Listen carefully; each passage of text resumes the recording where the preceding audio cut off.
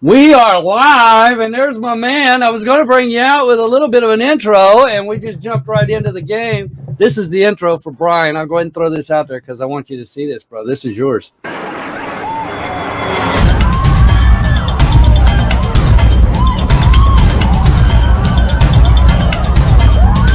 you haven't noticed the changes yet. Open your eyes, trust your senses, and you realize the Mandela effect.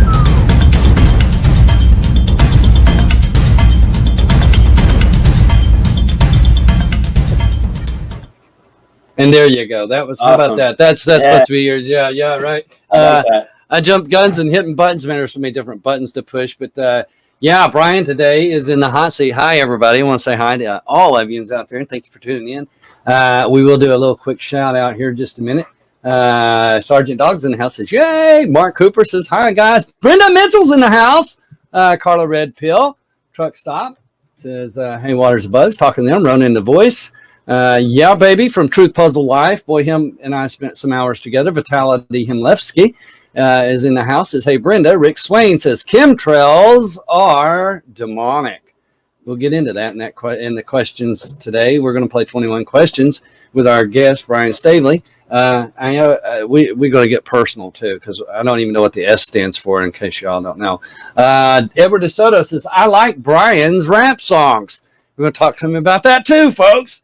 Man, Philip Huval's in the house. Truth Speaker is in the house. Says Brian should be the Mandela detective. LOL. Isn't that awesome? That's cool. What an intro, says Evan5935. Man, Hippie says, yay. Mad Pyman says, hi, Photo. Tommy Tell the Truth says, hey, hey, hey. Actually, he only said hey, hey twice. Sweet Monkey Machine says, sweet Machine Monkey. Boy, I said that one all backwards, didn't I?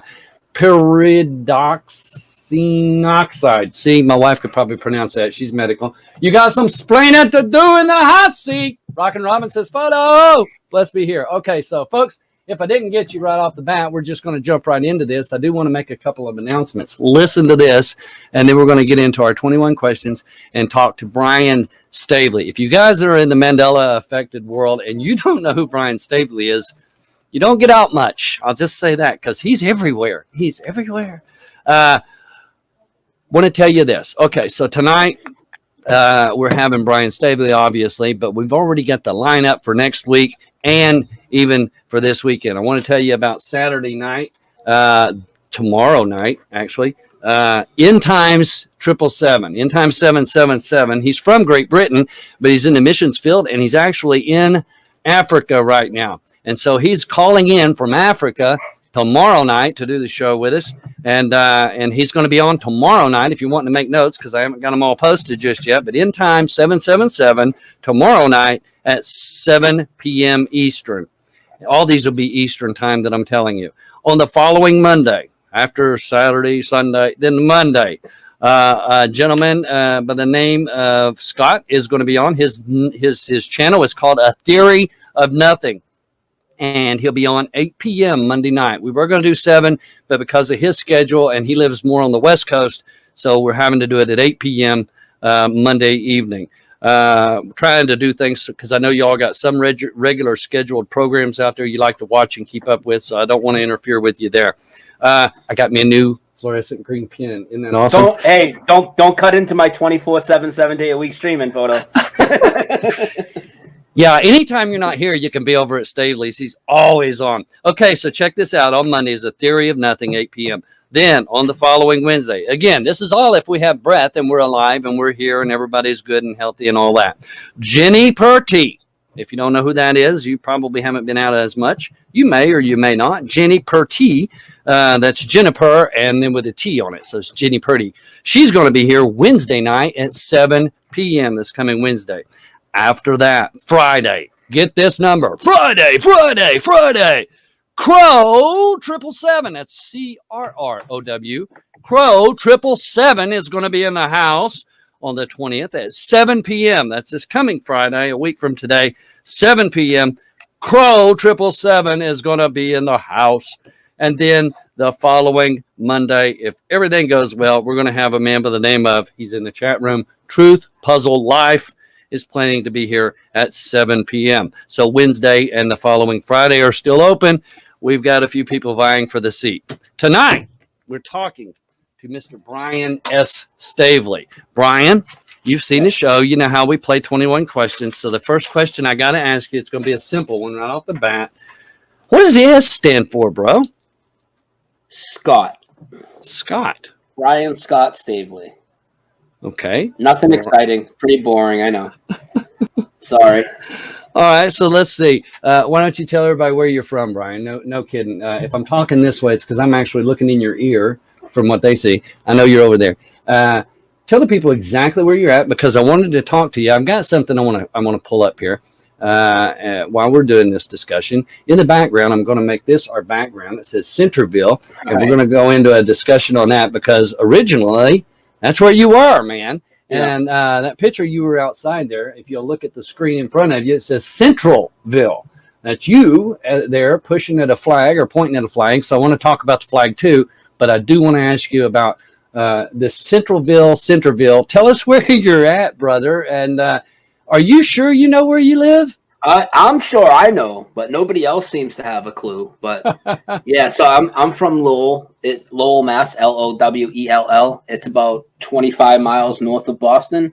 The thing with the Centerville thing is a lot of people get confused with that. It's a neighborhood. It's not the name of the city. So the name of the neighborhood changed from Centerville to Centralville, as you see on the stone sign now that you showed. But the craziest pod photo is, you know how we wait and you know how the people take the updates and then, oh, it's always been that way type of thing. Right. That hasn't happened yet. It's been about 8 months since I started making videos on Centerville turning to Centralville. Not a single soul even knows where they live now because nobody calls it Centralville. So I'm not even having the conversation with people where they're like, "Oh no, it's always been Centralville." No, nobody's taking the update. That includes I've called City Hall, I've called every business around. It's absolutely insane. Wow. So okay. So when did you first actually notice that? We'll just jump right in there. You're living up there in the northern New England kind of area, technically, and you're just wandering, bebopping along. And we're going to talk about the Mandela effect when that hits you. But I want to know when you specifically realized that you no longer live in Centerville, man. It was actually my boss that noticed, who is one of these people that would say he's not Mandela affected, but we can get into that. And I think everybody is affected. It's just whether they, face it or deny it or not. But we're coming through Top Donut, which is across the street from the sign. We go around the drive-through and I'm looking for my food. We're on the way to work. And he's like, I had my head down looking in the bag. And he's like, Centralville. And I said to him, I said, what the F is Centralville? And he said, look. He's like, I didn't know it was spelled like that. And right away, I knew what it meant. You know what I mean? Right away, I knew, oh my God, that I actually just had my first personal Mandela that everybody told me would be crazy when it happens. My neighborhood changed, and I'm stuck with this guy on my way to work right now. I can't even tell anybody yet. Oh, man, that's something. So what went through your mind, man? No kidding. I mean, because I'm not counting this as the main question. What went through your brain? I mean, you had to be like, okay, wait. Okay, what went through my brain is, all right, like I knew, you know what really went through my brain is, it's weird, Photo, because I was 100% sure of this, and I found tons of residue right away. I mean, I'm absolutely 1,000,000% sure, but like, because it was so close and personal to me, even though I was in the middle of doing tons of Mandela videos, I was already several months into it, I couldn't come to make that video, and I told Gloria and Paul about it. And I think I told Sandy Diva and I told one other person. I didn't really share it with anybody till I was ready. It took me about 2 months to come out with it just because I thought I was going to get a whole bunch of crap from everybody that lived around me, like a whole bunch. So I wanted to make sure I had this thing cemented. And the funny thing is, I haven't gotten any crap from anybody. Everybody I filmed, everybody I called and recorded. We've called people live. Every friend I know, there's a few in the chat now that live in Centerville. They bought houses there. Everybody knows it's Centerville.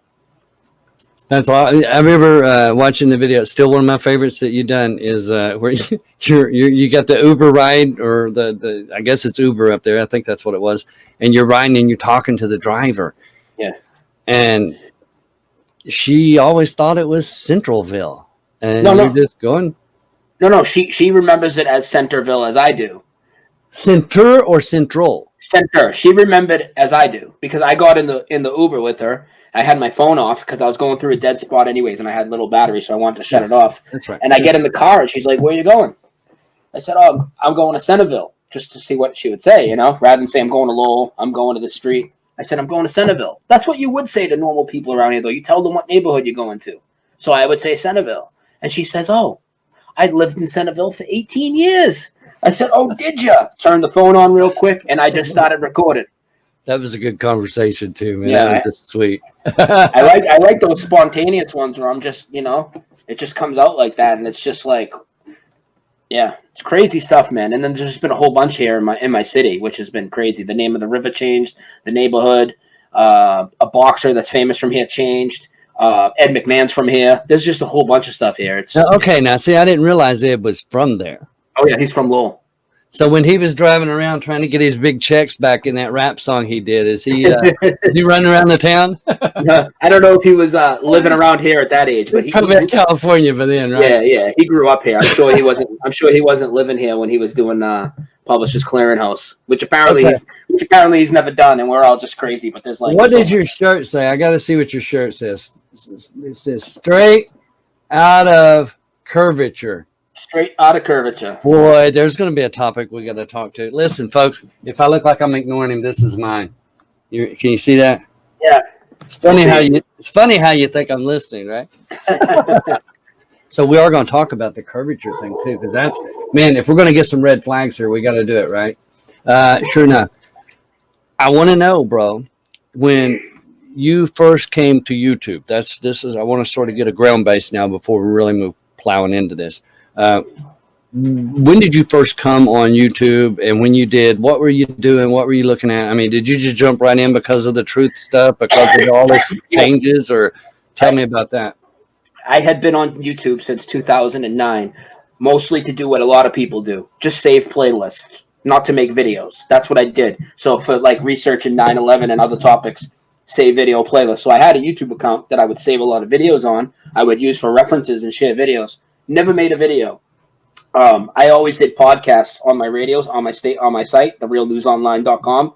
Always did podcasts, and the reason why, I mean, the type of stuff I talk about, besides Mandela effect, to do with hoax events and whatnot. I knew all this stuff would just be completely censored on YouTube, as we've seen it happen, as you guys have all seen happen to me. I get hit with hate speech all the time. So I didn't bring it on YouTube. And then in like 2014, I took a break, Photo. I took a 3-year hiatus from doing any shows. Now, I was very, very, very active on Facebook, talking about NASA, Flat Earth, Mandela Effect, 9/11, all these things. Very active there. No content as far as my voice, because just all the infighting and all the shill calling and all the finger pointing in 9/11, it got real crazy. We could talk about that later, like how crazy of a level it got, like threats being made with my address being put out online and all this. So I took a break. When I wanted to come back in like late 2017, I did like 7 or 8 shows on my site, but then I wanted to stop putting stuff on YouTube. I'm like, there's a huge audience. I need to upload. So I started by just uploading the shows I had just recorded, and then I started uploading old 9/11 shows.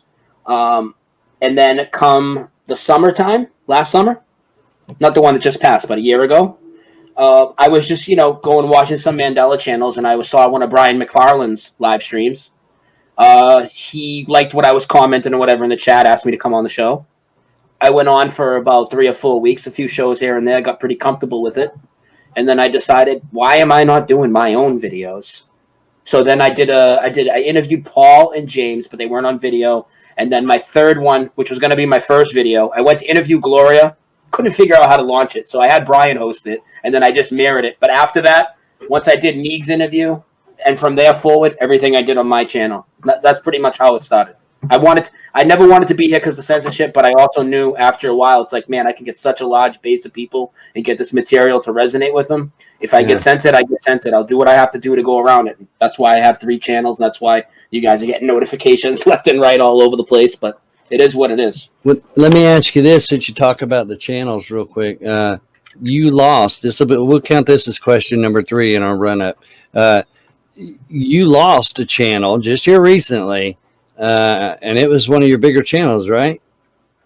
Media. It was the middle one, wasn't it? No, it was the lower. It was the lower of the 3, but it was the one that I would re-premiere older shows, or I would put 9/11 content on, this and that. And they actually, how they give you strikes. Well, I had, I have strikes on all my channels for hate speech, but I had one strike for hate speech on the Dose of Reality Show channel.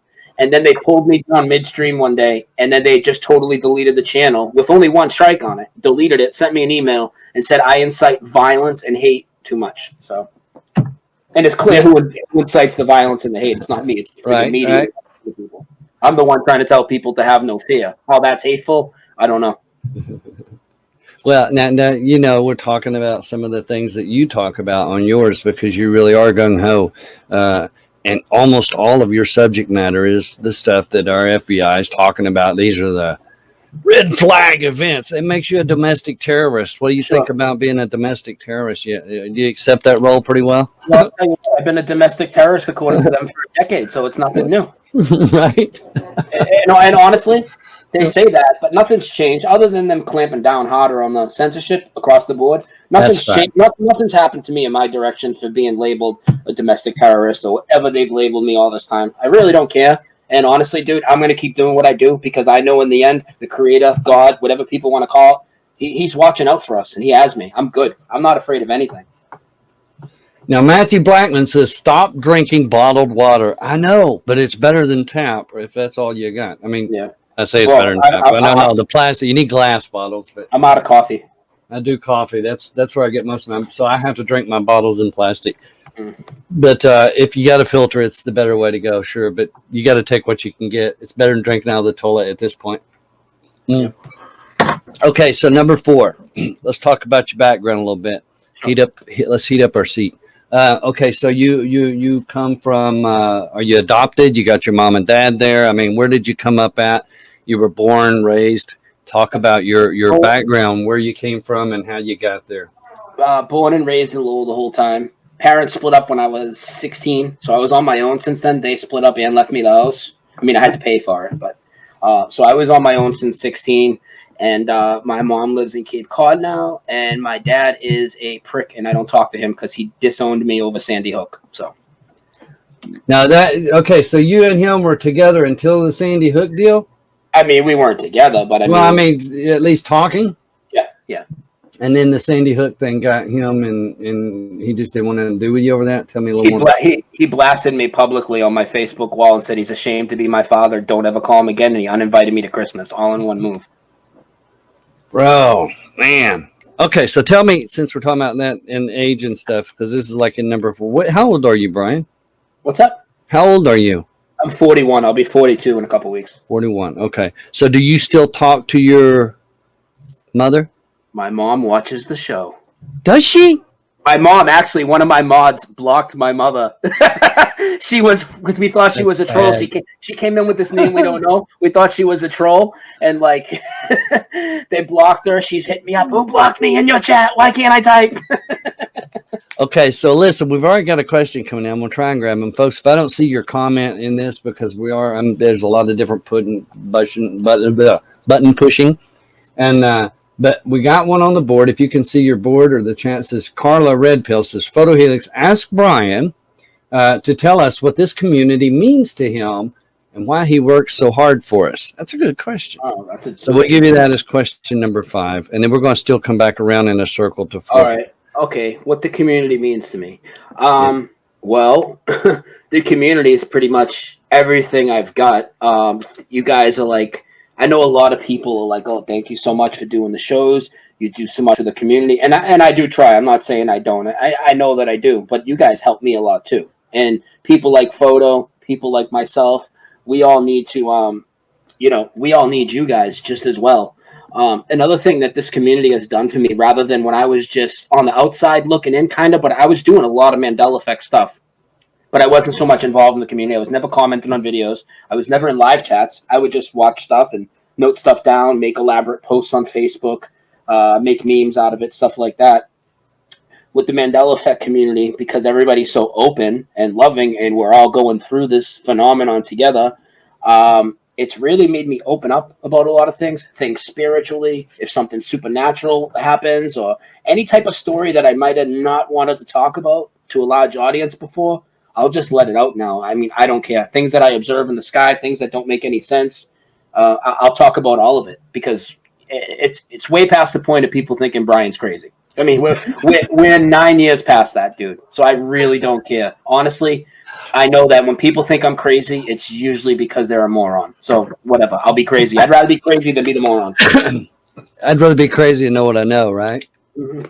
Sure enough. Okay, so listen, as people are posting different questions and things, I will try and grab them as we go through. Also, got my wife on the other end, and she tries to put them up. Also, I'm posting things across the front board here. I did put in the Centerville. That background is for you because you're from Centralville now. And on that sign, and I'm going to bring that up here real quick because I want you to talk about that just for a minute. Also on this sign, and I tried to show it in the video, but I don't know if you can see my mouse. You probably can't, but you're pointing at something there, and it's not the sign actually. No. What is it going on with that little thing flowing behind you too? Okay, well, the sign, as I told you guys, changed from Centerville to Centralville, and as everybody in the Mandela community knows, the American flag has changed, and there used to be the red stripe underneath the blue, but now it's the white stripe. And what's funny here is if you zoom in on that, I'm actually pointing to the flag because the red stripe is underneath the blue as it used to be in our reality. And even crazier is this sign is in the middle of a veterans park. So as you see that flag behind me, there's about 20 other flags all around me, and I have tons of pics that I took. Nora, No One's Flower, came to visit me. A lot of you guys might know it, and we went down there, took a bunch of pictures, and all the flags are the way they are currently in this reality, except for the one on the Shifty Centralville. I can't even say the word. The Shifty Centralville sign. That's awesome, man. So, okay, so since I've got you up here and I've gotten that, I'll have to turn that back off here because I wanted to go back in. I don't know if you've seen, but on the intro when I was playing that, let me turn it off right. Where'd it go? Right there you are. When I was showing you on the intro, I did zoom in a little bit on there and talking about the flag. Mm-hmm. And then the Centralville. But at the beginning of that video, and it's on every channel or all your videos, it starts out with this airplane crashing in to a building. And so it wouldn't be an interview with you. And considering 9/11 was just 2 days ago, that's really where we probably want to jump in a little bit and discuss. All right. Let's trigger everybody early. I'm trying to get all the flags going right off the bat because I want. If you don't squirm, at least maybe they will. So I ain't gonna squirm. I know you. Okay, folks. If you got questions, throw them out now because there ain't nothing you can ask. Okay, I got. Well, no, I won't ask you that yet. We'll get a little deep as we go. Okay, so we're gonna say this is question. I think those first 5 was a pretty good rounded, and we got an idea for who you are. I do want to ask you this. We'll add this into that first 5. Brothers, sisters, aunts, uncles, family that is related to you and a close beside your mom, dad kind of thing. Can you tell us a little bit about your family or who's around you, who's passed, deceased, come, going, whatever? Both my parents are around.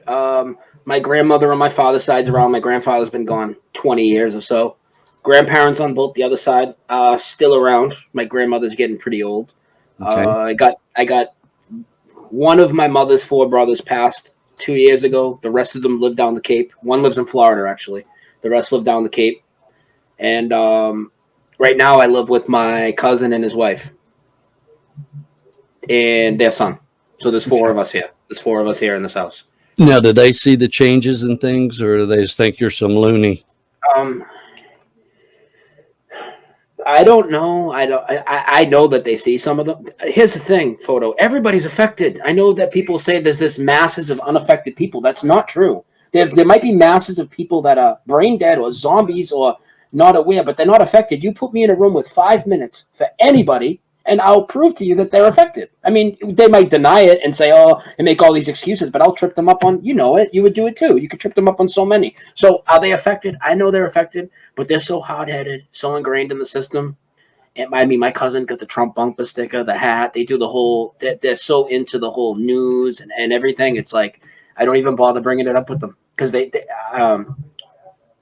already kind of they already kind of scoff at me about the flat Earth stuff and whatnot, and think it's crazy. And I start telling them their reality's changing. That's next level. You know what I mean? They can't handle that. It's just like they tell people. Some people are not ready for the Mandela effect. It doesn't even matter what topics they've been through yet. Some people are just simply not ready for it. And my family that I live with is just certainly not ready for it. No way. Rick Swain says Brian is the main reasons I open my eyes to me. Awesome. That's awesome. Yep. Connie Joe Wood says Brian Stavely looks a little like the rapper Eminem. I don't know about that. I'm much more handsome than Eminem. So let me jump there real quick just for a second since we're talking about it. I played just a little piece of a rap, but you actually do write poetry and different songs and things and rap them and perform. Do you do that professional anywhere? Do you like go and do a gig, or is it just a hobby on the side? I mean, or do you write for others, or how does that work into your life? Is it just a hobby or a pastime playing with words? That song you played was either the first or second one I did. And I did that in my head, and before I did it, I wrote it down once, changed a few words, and that was it. I've never tried to rap before. I could barely pace myself breathing. It's actually, to me, to make that Mandela effect rap and make everything rhyme, that was the easy part. The hard part was the actual flowing out of my mouth and keeping my breath and pacing myself. Now I have like a new respect a little bit for people that do that. I used to always think, all the writers and these guys are crap, and it's not that easy to do. No, I never had any experience doing it. I've never played an instrument. I've never performed any type of music, and I've never written anything until I did a couple songs last year, because songs will grab people's attention. In fact, one of my mods and one of my most faithful listeners, he found me through my NASA song, my rap song. If you put enough facts in a song and if it's catchy, people want to check you out. So I have all different ways to go at people, and I figured that's a good way, because I know for me, music helped a lot. All I listen to is truther type music, right? And I know how strong the messages can be in that music. So, well, what'd you think of that intro with the dinosaur? Did you notice it was a little tech music going on in there? That was the first time I run the dinosaur to cook the cheer for you. The trick is not hyperventilating when you're doing that kind of stuff, isn't it? Just constantly throwing the words out there like that. Yeah. So is that something you'd like to do? I mean, would you like to really, no kidding, go into that kind of thing? Or everybody's bugging me to make a fourth song. I just don't want to make a song, have it be crappy, and reflect on my video content. So I don't know if I'm going to do another song. I just lost the comment I had up there on the board. I don't know if you've seen who it was, but it said that you broke their notification bell. Oh, sorry about that. Hey, at least it's good content. It's because you constantly your bell. If you've got the bell set for Stavely's channels and got all of them, your bell's gonna be ringing like a phone. It's just constant. I love it. I got a lot to say.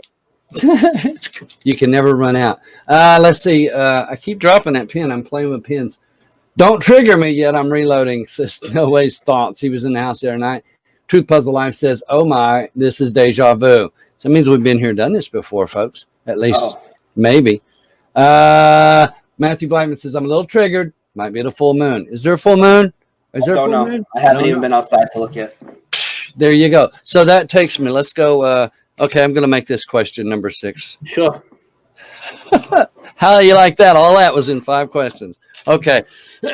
Hard to keep up with them, but as long as we're in that ballpark. I don't see Doc in the house. He's usually writing down the numbers for me and keeping up with them. You are when you're in there. You and him both keeping up with questions. What do you do for a living, though, bro? What do you actually? I mean, you do work a job in the midst of all this that you do. You actually keep a real job. Yeah, restaurant, catering, events, these types of things. I actually just quit my restaurant job like 10 days ago. That's why this last week I really been pumping them out. But I'm starting back up next week. So I got I'm going job hunting tomorrow, actually, but Thursday and Friday, I just found out I got 2 events that I can work. So I'll have a few hours next week, but I'll still have some time.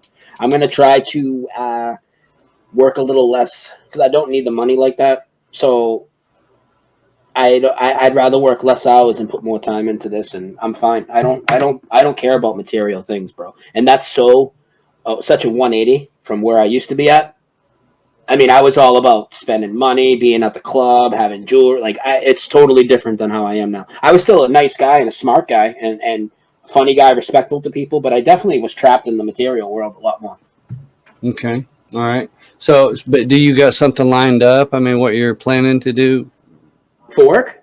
Yeah. Well, I used to. I before I was working this last job at the restaurant, I kind of took it on full time in the last year. But Right. I was doing catering for this other company, and they kept me on the schedule. They keep sending me emails, and so I just replied to them today because they sent me one for Thursday Okay. and Friday. Okay. I said, I can work, so I'm going to do that until I get something more permanent. I'm not in a rush. I saved a few $1,000s because I haven't done anything in the last several months, so I can just relax for a few weeks. I really don't care. So when you're doing this, I mean, do you like go pick up food, take it over, deliver it, set up for the party, or do you actually cook? I mean, what exactly are you in there with your hands in the food and the whole mess, or what? When you say you're catering, do you bring the food and do the serving with the hot? You know that hot Yeah, stuff you yeah, get yeah. burnt on.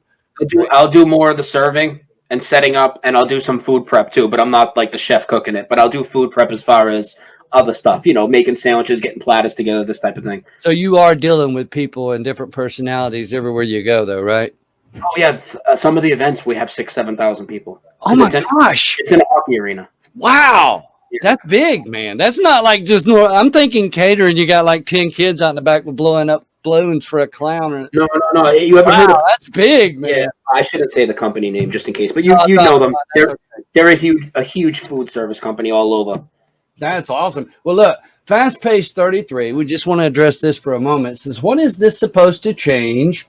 If you know this, she's just trying to understand what this is all about. And so let me say this, and then we'll move right along. All I'm doing is building bridges, folks. I'm reaching out to you and Brian's doing the same thing. Brian doesn't have to do this. I don't need to do this. And everybody I know that's doing videos, we don't have to do it. But we're doing it because it's in our heart, because we are trying to wake the masses, because we know something bigger is coming down the road. We want the people, the sleeping masses and zombies, to wake up. Why are you doing it, Brian? What is it going to do? How do you think this is going to help what you do with all of this stuff? I mean, you putting more hours in than all of us probably. I mean, you got 3 channels. They're always working. You're always, if you're not on your own channel, you're on other channels, just like tonight. You're taking time out of your day in life. What is it for? Why are you doing it, bro? What's the big deal? Okay, that's kind of easy for me to answer, actually. Okay, number one, I don't like being lied to, so that's why I start digging. That isn't why I pass on the message, but that's why I start digging. I can't stand being lied to. I can't stand people taking me for a friggin' fool. And as far as why, besides that, well, I know I'm a good speaker. I know I'm a smart guy. And what am I going to take in all this truth and not share it? What kind of man would I be if I did that? And also, Photo, through my different journeys, through 9/11, flat Earth, Mandela effect, all the lies of scientism, all the topics I look into, I've learned to trust my senses. Now I've learned to trust my memory as one of those senses. And biggest of all, Photo, is I trust my intuition and my gut, and my gut's telling me that this is what I'm here meant to do. And that's it. I mean, this is what I'm supposed to do. That's and awesome. That's just it. I mean, it's really that simple for me. There's nothing else I'm supposed to do. This is my mission, and I'm sure of it. So you feel it like a calling of sorts. Yeah. That's awesome. Okay, so let me see. We pop these comments. They're just a lot. Waters above. Again, folks, I'm probably getting questions way back. Says, do all the hoaxes? Oh, I got to get this one from Cartoon Ball. I got to get that one. Sure enough, that sounds good. Do all the hoaxes and effects give you a sense of urgency about your soul? And how many changes do you think God is going to allow? Well, that's a multiple question. This is question number 7 or 8, somewhere in there. Somebody can pick a number. That's a hard one, man. Yeah. I'll give you the stage to see what you think, but that's a full screen deal. Okay. Can you see it on there to read it? Yeah. Okay. I got it. So, do all the hoaxes? I'll start with the first part. Do all the hoaxes and effects give you a sense of urgency about your soul? Well, as far as the hoaxes, they don't give me any urgency, really. All the hoaxes are doing is separating me far and farther away from this BS physical realm, because that's all just nonsense. It's all fear porn. It's all fabricated reality. I mean, they fabricate all the stories about space. They fabricate all the stories about terror. They fabricate all the stories about shootings. They fabricate everything. So I completely unplugged from that. That doesn't make me feel more of a sense of urgency. Can you put the question back up? I forget the second part of it. I lost it. I'm All trying right, to grab it. I'm grabbing it. All the hoaxes and stuff. Does it complete or does it create? I'm trying to get my face back up here with you. Does it create a sense of urgency for you about all these things, the hoaxes and the changes? I don't think the hoaxes do at all, but I think the changes and the rapidness that we're seeing and the vastness of it. I mean, it started with Berenstain for me. No big deal, right? Big deal when you know it's supernaturally changing. But in reality, at first, Berenstain, not a big deal, you know? Then JFK, then Panama Canal in South America, Black Tom, which I'm sure we'll get into.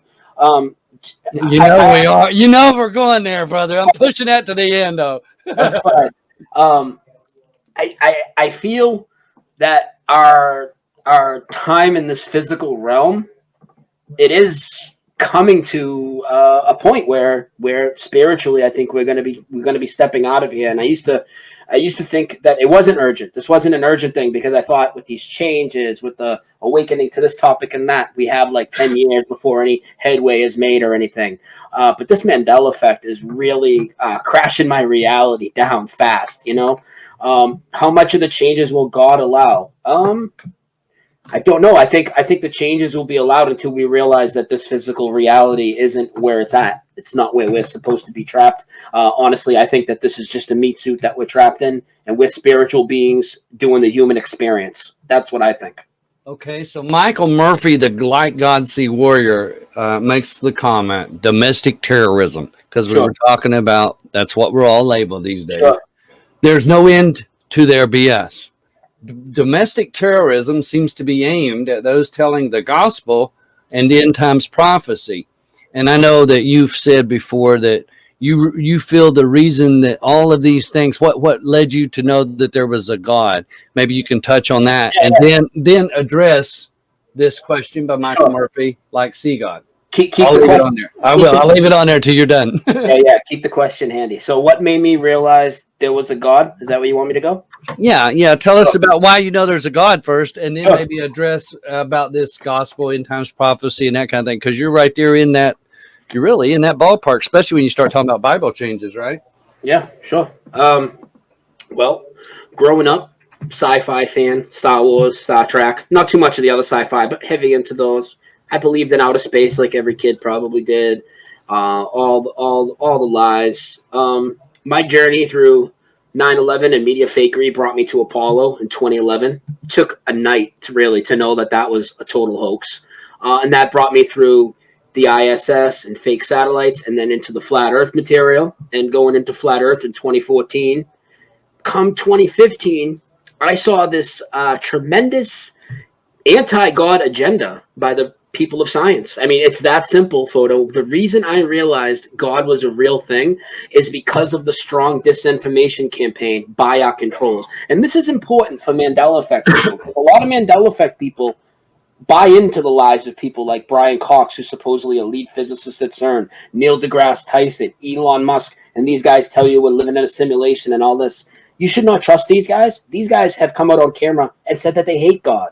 They hate the idea of it. Neil deGrasse Tyson called, when he was showing pictures of aborted fetuses to say that we are stupid creation, he had a slip of the tongue and called us fetuses.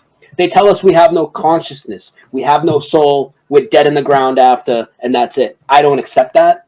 And I saw how clear their agenda is. And then all their lies, everything from the lie about evolution to the Big Bang to saying we live in this godless, they say godless, ever-expanding universe. And the fact that there can't be a spiritual side for these people, it's always got to be an equation. It's got to be man. There's no spiritual side. It does not exist to them. That made me realize God was real. But when the Mandela effect happened, I saw supernatural phenomena. I saw things change that have been in my house. You know what I mean? I've seen things pop into history that I know weren't there. That made me realize that not only is there this disinformation campaign against the spiritual side, that made me realize there's a whole spiritual side that's very prevalent that we need to be in tune with, and these people are trying to shut us down from it. And this kind of awakening through the Mandela effect after the flat Earth stuff, both combined, this is what made me realize that the Creator was real. And in the last few months, Photo, it's gotten crazy for me. We've talked about it. You were there one of the shows. I think I got emotional on it. My emotions are running high now, and I know there's a connection to the Creator. And honestly, when I think about it, sometimes I just get choked up, and I don't even know why, man. That's cool. That's cool. Okay, so Donata, Awakened Saint says, Black Top, we're getting there. We're getting there. Donata says, does separating from this BS reality, Sure. the malleableness, doing that, does it really make it difficult for you Yeah. to relate to people, literally? I mean, just in normal passing and function in society? Yeah, I've been talking about this for a while, and it's always been building up since I started my 9/11 journey, because I can't talk to those people about that at all, really. I try. But besides being able to approach them and talk about one of these topics, the separation I think you're speaking of is like, I don't even want to be in the social setting. I've been at that stage 5-6 years now where I don't want to be in a social setting like that. I don't want to fake conversations with people. They want to talk about dumb shit. I'm sorry. They want to talk about dumb crap, and I don't want to talk about that stuff at all. Right. I have no interest in it. And when I talk to them, you know how their eyes glaze over? But you know what? When they talk to me, my eyes probably glaze over. You know what I mean? Right. No, for real. That's probably true. No kids like, I don't want to hear that garbage. Right? Yeah. And I think there's a clear separation that's happening, and we're becoming more and more separated from the whatever you want to call them, zombies, NPCs, programmed people. People have different, ideas on what these people are, or whether they have souls or they don't. I mean, that's a whole other thing. That's all theories and stuff. But these people, I feel a big separation from them. I really do, and I love all these people. I'm trying to bring everybody to understand what's happening. But let me ask you this as a follow-up. Michael Murphy had put back in there. The Michael Murphy, the Light God Sea Warrior, just says NASA equals garbage. NASA is garbage, and NASA is working to enslave humanity. And I know this triggers a lot of Mandela effect people, but I'm not here to tell you to be a flat earther. I'm not here to tell you to be a 9/11 no-planer. I'm here to tell you to open your friggin' eyes and look around. What does your experiences tell you? We're not crazy. We know, if you go out, not only will you never see a curve, they fake the curve and show it to you. So doesn't that tell you that they're lying? You've never felt a rotation of the earth. And in fact, on top of all that, you want to talk about insulting to your intelligence? You're told you live on a cartoon and you believe it. You've never seen a real picture of the earth, but you believe it. And you know why? Because people have this belief in people with lab coats, people with degrees. We don't need none of that. We need our critical thinking. Screw the people with degrees. They know how our mind works. We see people with degrees or a tie or a lab coat and a pocket protector. We think they're smart. And then you go just based off their, people smarter than me prove this. People smarter than me. No, they didn't. Why don't you tell me about the experiments where they proved it? Because they never have. Why don't you I have people that'll tell me, oh, you're crazy. I seen the curve from a mountaintop. I seen it from a plane. You've done the math before, ain't you? On the drop of the curve and the miles and how far off that is. The math don't work. You never see it. You see things. There's one shot in France. A French photographer took it of a mountain that's 273 miles away. There should be 9.5 miles of curve, and the mountain is only 2 miles tall, which means there's 7.5 miles of curvature missing. And these retards will come on the TV and tell you what you're seeing is a mirage, and people will soak it up because you know why? Well, because you can't be seeing that because we live on a ball, so you can't see it. No, you see it because it's in front of your face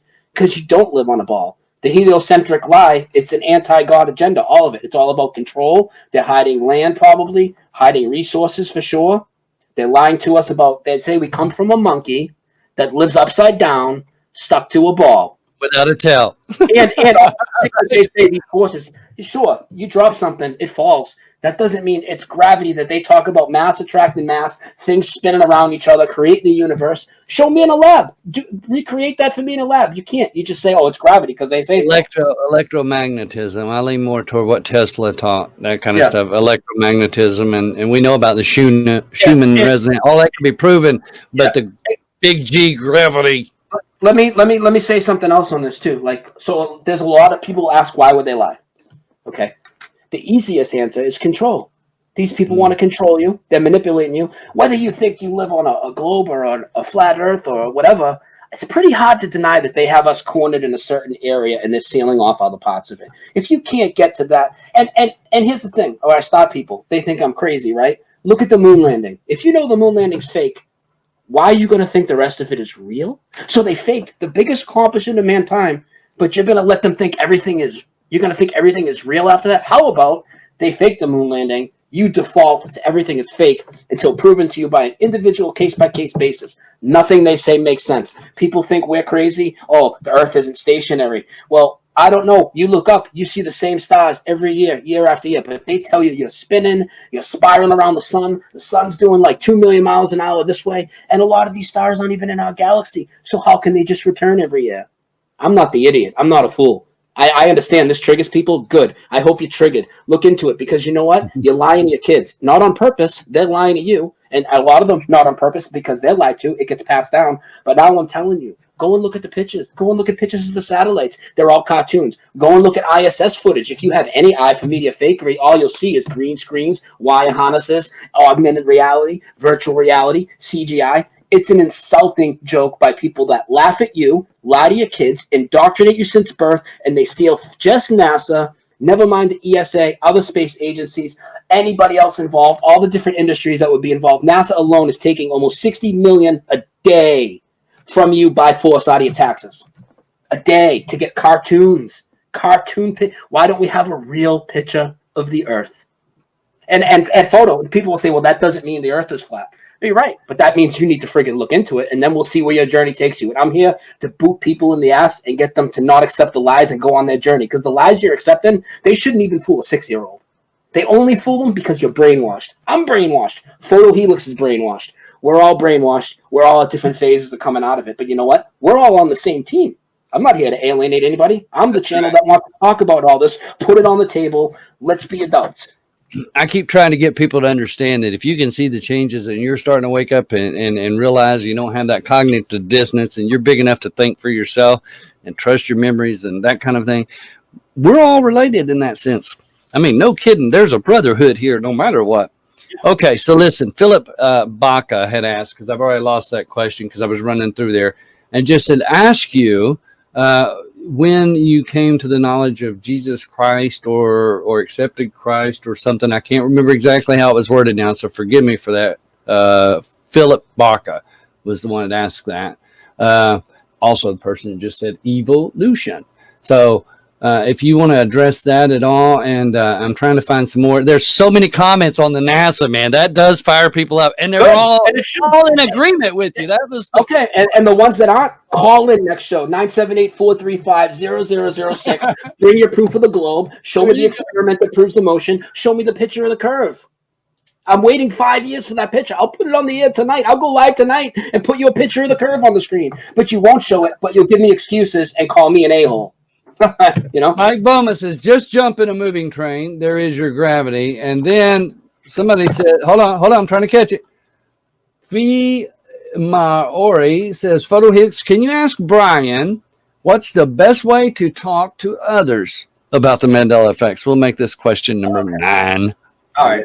So the best way to talk to others, well, you have to know what to resonate with them with. That's why I go at you. Just let it go at them with stuff they're familiar with. And honestly, with the Mandela effect, it's easy. At least you got not only do you have music changes, you got music for every genre. You got movies for every genre. You got I can't even talk. You got Bible changes, geography, anatomy, history, whatever people are into, pop culture, anything. You can go at them, no matter what they're into. I try not to go at them too hard, though. I never try and give them the answer. First of all, you don't ever, hey, is it this or this? You never do that. You always got to lead them into it. And then I usually try and trip them up on like 5 or 6 before I say, hey, you know, there's this Mandela effect. I try and get them really good on a few of them, get them really baffled, you know, and then I'll come at them and be like, look, this is boom, boom, boom. It's hard, man. It's hard. It's hard. I'm trying to get some of these. Hold on. I'm bring you back down there. Okay. Did you address your trusting God thing? What was the trusting God question again? It was the Philip Baca was asking, and I didn't get to write it all down. It says, about your faith, or when did you come to your faith in the Lord, that kind of thing? Oh, I did. I said when I went through the NASA road, saw the disinformation, and then when the Mandela effect told me the supernatural phenomenon, all that combined, that made me realize there was a creator. Truth Puzzle Life says Brian is grinding gears. Yeah, baby. Dark Rift 2012. Oh, do you know what that's about? The Dark Rift 2012, or is that talking to somebody? Do you know? Does that ring a bell with you? I don't know what the Dark Rift is. Photohelix has some south in the mouth. He must be near me. I probably am because I'm in the south. The Earth is like my first girlfriend. Flat. That would apply to all of us. That was Data Junkie. No, who was it? Oh, that was the Philip Baca that was asking about the Lord question. That's awesome. Let's see. No Ways Thought says they tried washing my brain and all they got was quicksand.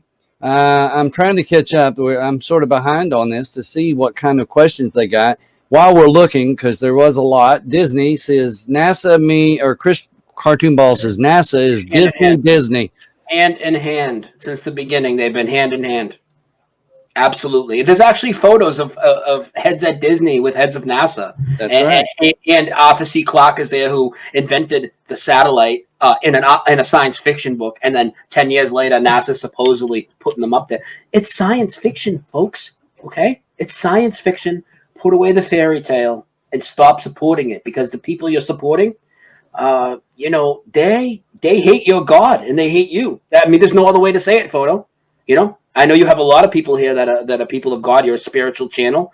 They hate you. These people that are in control, they hate you, and they despise your God. You should hear the stuff Richard Dawkins says about him.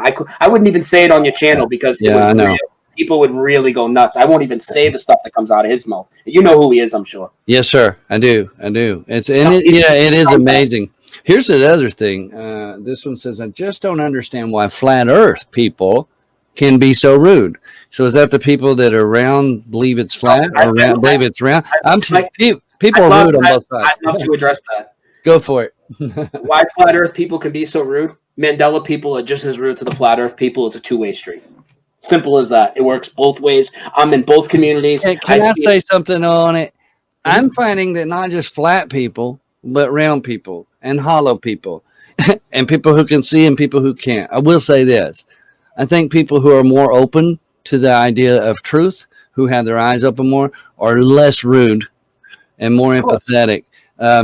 The people that seem rude are the ones who deny those things, or they want to go against. Exactly. Anybody that thinks differently, that's the ones that become rude, I think. Yeah. Oh, for sure. I mean, I didn't want to sound biased, but the people that are hanging on to the globe are the most rude. But there are absolutely rude flat earthers. Yeah. But I don't associate with all those people. I'm not. That's why I won't take a label, because of the a-holes in every movement. Do not give me a label, but I'll tell you what I just told you. I'll lay it all out. But I can't take a label, because when I take a label, right? Oh, well, Brian, then you think the sun is 3,000 miles away and 32 miles away. No, I don't. That might be what Eric Dubé or somebody said. That's not what I said. There's only so much I can know. I don't know the size of the sun. How could I prove that? If I said I knew the sun was that size, that'd be no difference than me repeating science and their lies, because I don't know. I can't. I know it's close. You can tell that by the crepuscular rays. You can tell the moon's close, because like tonight, if I went out, I'll look at the moon. Only the clouds around the moon will be lit. Why aren't the rest of them lit? If the light's coming from 237,000 miles away, why is it lighting up the clouds locally, people? Have you looked at some of the government documents that came out that I mean, they were released, as far as top secret stuff, they were clearance. It was more Air Force, NASA, that kind of stuff. And it talks about these very things about the dome and all this kind of stuff, and it being flat. Yeah, I mean, I've seen some of the paperwork about the landing and stuff. I've seen a lot of the stuff about the NASA and how they train the people for the flights, and they're told to fly over the Earth as if it's a non-rotating stationary surface. Well, as if, right? So how do you fly and land on something as if it's not rotating and it's flat, if it's actually a ball and it's spinning? How about because it's not a ball and it's spinning and you're landing on it because you're landing on it? Like, it's absolutely ridiculous. To think that an airplane can fly over a ball, and a ball that's spinning west to east at 1,000 miles an hour. Say you're going to fly the plane north and south. You're going to land with a runway coming at you 1,000 miles an hour. And the people that want to say, oh, well, the atmosphere is spinning with the Earth. Okay, well, then it can only spin one way, and I'm cutting through it. So you tell me how that works. Pilots would never even attempt it, dude. Someone there had said that you remind them you could be related to JFK because of your voice. Is what it is, God. That Boston thing. Karen Ann Preston says, ask Brian if he is happy. I am happy. I get fired up on my shows. People might not think I'm happy, but everybody that sticks around a lot knows I joke around a lot. We have fun. I am happy. I have no fear. That's a big reason why I'm happy. I'm complete. I want to say completely, but I'm not completely unplugged because I still have to go to work. Like I told you, we still do things that we have to do because we're plugged in. But otherwise, I'm completely unplugged. Like I haven't looked at a TV in years. I don't pay any attention to any of those stories that come out of the news. They're always fake. They're always fear porn. And if they're not a completely fake story, they're so agenda driven that it's basically fake. You know, I know real things happen and they report it, but you know, they twist it a million ways to Sunday, you know. The number one question is, do you remember Dr. Pepper or Dr. Pepper? I guess with a period. That I really wouldn't know. I don't think. I'm not sure. You know, a doctor with the period looks right, but I wouldn't jump all over that because I'm really not sure about that. When I'm not sure, I don't. You know what I mean? I only put out ones I'm really sure about, and I'm glad you asked me. I just for that I don't know if it had a period or not. What's the current reality on that? I don't even know. I couldn't tell you, to be honest. I mean, that's one where I just. You're really going to be watching it to see, right? The one soda that really bothers me is Sunkissed because now it says Sin-Kissed on it. I'm sure you know that one. No, I didn't. Sin-Kissed? Sunkissed. You know how the Mandela merges the letters? The U and the N are merged now, and they're sharing one line. So it looks like it says Sin-Kissed instead of Sun-Kissed because now the U looks like an I. See, the one that did get me in the sodas was the Coca-Cola. Yeah. Because it had the dash thing. It went now down to a dot. And I went to somebody who had Coca-Cola bottles from back when they first was around, you know, really antique. And they, sure enough, all had a little dot. I was like blown away. That was like during my first week of just being mind boggled by all of it, sure enough. Okay, so listen, and want to get ready. We're about to the 11. So what I'm going to do, because we've made it to the halfway mark, as far as the questions, you've done good so far. You've lived. It's been real simple. We're going to get into some a little bit deeper. I want to talk about some Black Tom. I want to talk about where you're going from here, what's in your brain in some of those ways. But I do want to do a real quick shout out. Hey, you do that, I'll go to the bathroom and get a water. Okay, you go ahead. Whoops, I got to mute that real quick. I'm going to do a shout out, but I'm going to do it from over here. I'm going to try and do it from participants. It makes it easier for me, folks, so I can actually run down through there. My goodness, look at all the folks in here. I want to thank all of you for tuning in today. Abba's Girl, look, and if y'all have questions, if you'll have them ready here in just a minute, I'll try and catch up to where y'all are chatting. The chat room's flying by. A Theory of Nothing is in the house. He'll be here Monday after next. Or is it this coming Monday? Actually, it's this coming Monday. That's right. A Theory of Nothing. Abba's Girl. Against the Flow. Along One. Bearing a Wrench. April Runk. What's up, sis? Your husband's in here running around armored up in the house. Awakened Saints there with the wrench. Awesome, brother. Been awake. C. That's just the letter C. That's awesome. Can Do is in the house. Carla Red Pill and Cartoon Ball both carrying a wrench. Dagon Morning Star, welcome to the channel. Data Junkie, David Wolf, Deborah Center, sorry. Derek Lemire, Diana Oddman, Dijana Iva Cesardic. I hope I got that. Dragon's Den, boy, it's moving fast, folks. Dragon's Den Glass Fast Pace 33. Fee Maori, Faya, Skybody, Tomato. Glass Onion, Go-Kart, Bob the Wrench, Good Guy Jeff, Healthy Living and Other Things, JM is in the house, Jacobian, Jerry Runk with the Wrench, Jesus is the Word of God, and Justin DeVoe, Karen Ann Preston, Karen B, KC, Lab Rat, Lady Liberty Speaks, Lovely, Jubilee, Mad Pie Man, Mike Bowman with the Wrench, Mark Cooper, Matthew Blackman in the house, Michael Angelo, Michael P, Moonbeam 123. I'm trying to get them all out. Nancy Limbaugh. North Town, Always Thoughts, Paul Adams in the house, and Paul Johnstone. All three of those guys have wrenches with them. Philip Baca, Pyrogue, Push Button 62. Man, I'm not going to be able to keep up with all of them, folks. Quantum Entanglement, Queen of Swords, Rain Cry, I'm Jumping Around, Shelly's in the house. Scott's not from here, Ronan DeVoice. If I missed you, y'all, Don't be upset with me. Timothy Stanley, Truth Puzzle Life. I want to say hi to them. Tammy C. Light within is in. Truth Speaker, Vicky Fry, Voynich, and I'm sorry if I've jumped over you or skipped you there, folks. Try to throw y'all out.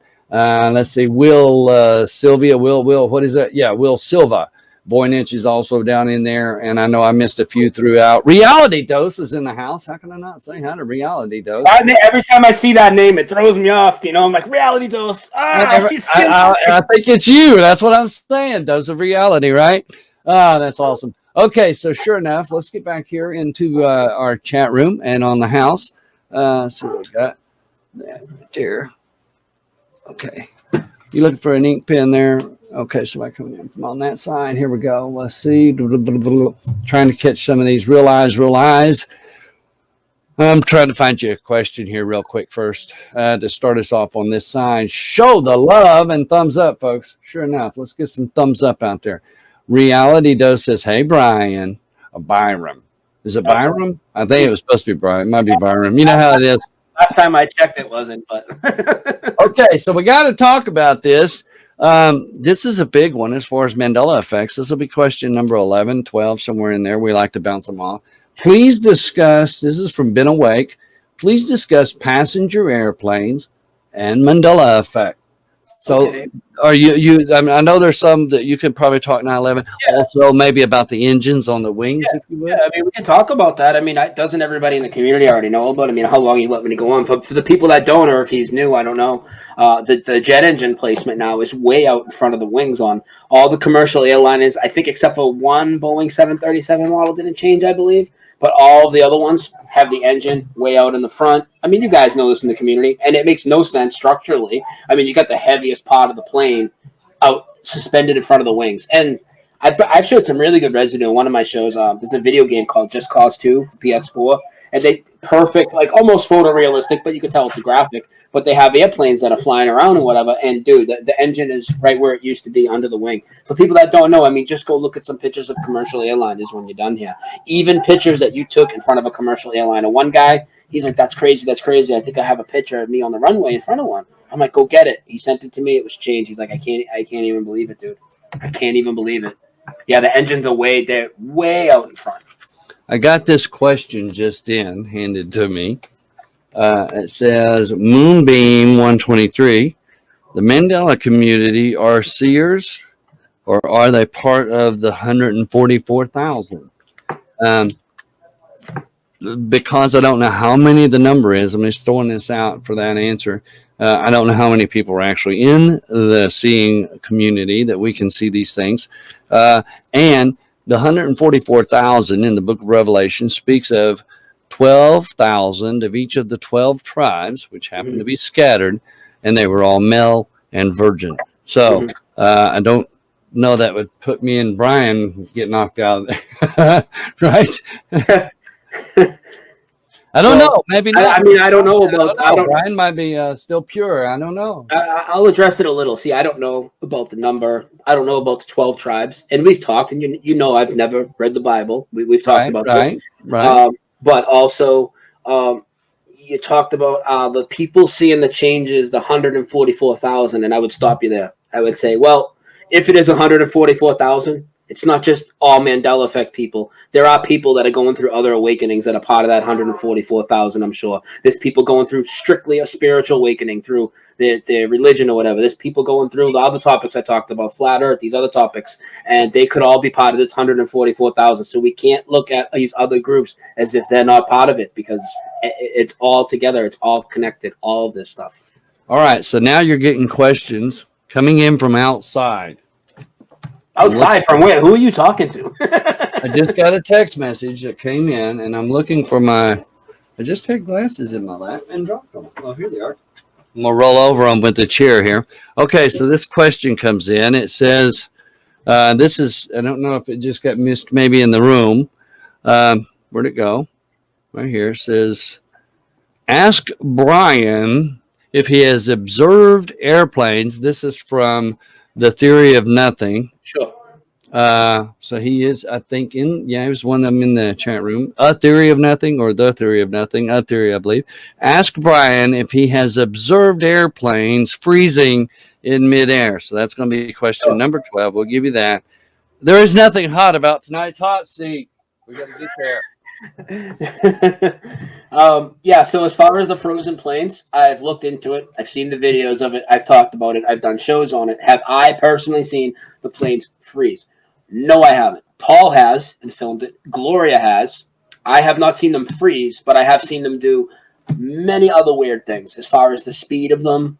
Man, I have been saying for several months now that I believe it looks like the speed of the planes had changed to me. It looks like going so much slower than before in the sky. And I don't know if that's because we've always been lied to about the speed and I'm noticing. I don't know if that's because the Earth's getting smaller. I don't know if it has something to do. It seems like there's something to do with the sky, almost like a time ripple or something. The way the moon is, I'll look up and the moon will be in one spot, and then like 30 minutes later, it's like halfway across the sky. It's a lot of crazy stuff. And the other thing with the planes, too, it's really weird because I told you how they look like they're going slower and slower.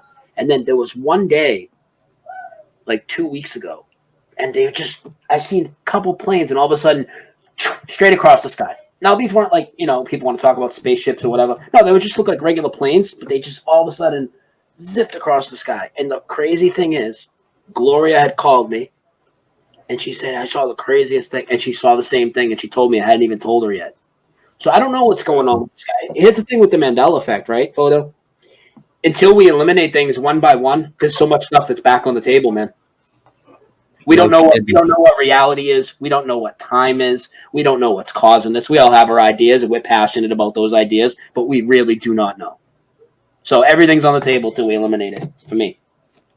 Even things that I used to say were not on the table, now because of the Mandela effect, they're back on the table. And that goes for any topic. When you go through any big topic, you have to use that new set of eyes you have, go back and reassess everything you looked at. Now, when the Mandela effect, reality's changing. My past is changing, if past is even a thing, right? My past is changing. My reality's changing. My neighborhood, things in my possessions. Well, that makes me reassess everything I looked at. Right. And it also reminds me of something very important. Now, you heard me go on and on talking about the flat earth stuff. I'm very passionate about it, right? Mm-hmm. At the same time, though, that's very important to go through that awakening. It's very important to show people the truth. But don't get caught in the physical forever. Right. A lot of people will get caught in just arguing all day with people that are never going to get it. And it's like, there's so much more. There's so much more. And after Mandela effect, there'll probably be more. There's always more. There's always another truth we look into. When everybody looked into 9/11, you all thought that was the biggest thing ever. There was never going to be another conspiracy. Then all of a sudden we find out NASA's lying. Then all of a sudden our reality's changing. I don't think that's a conspiracy, but it's something we're all going through. And most of the people that are noticing this are conspiracy-based researchers. Let's be honest, right? That's right. That's right. Okay, so we've gotten a few questions. I do want to ask you, because I've touched on one of them there. I want to go back and talk about your dad for a minute.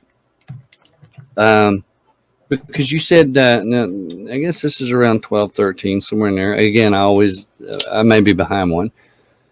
You said that you were talking about the Sandy Hook and those kinds of things, the different bang bangums and all that kind of stuff. And we know, most of us are out here in that field of research and stuff. I mean, some of it's just so blatant to us, so obvious of how things, even in situations where we know even death happens and takes place in some cases, whether in some are just total wiped out hoaxes, this TV movies and stuff, made for TV kind of garbage.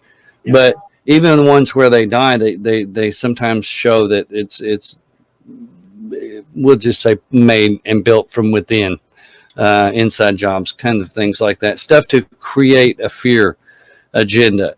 And yeah, there probably is a few MK Ultra nuts out there going off and doing some stupid things too. But either way, you said that when you were talking about the Sandy thing, that your dad, that's where you and him sort of parted way.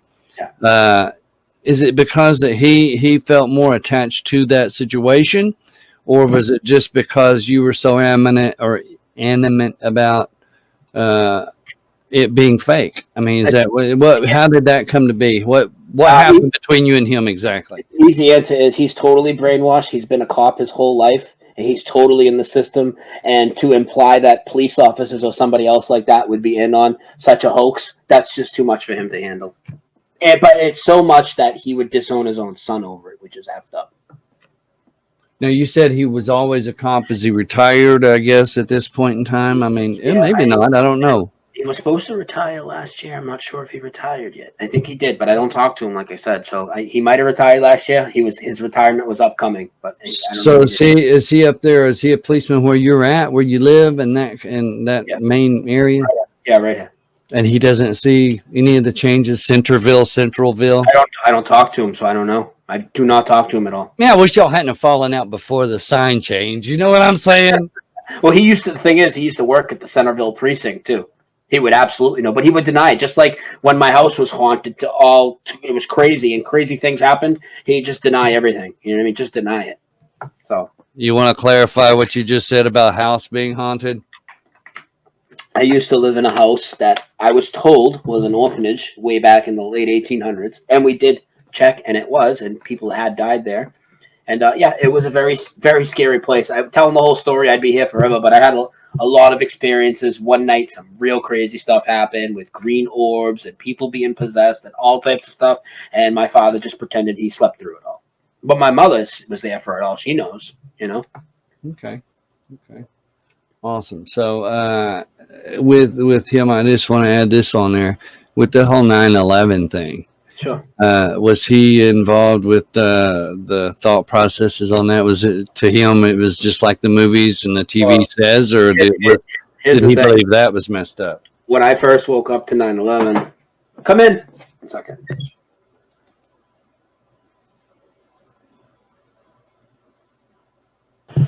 When I first woke up to 9/11, as you call it, first person I called was my father. I mean, what else do you do?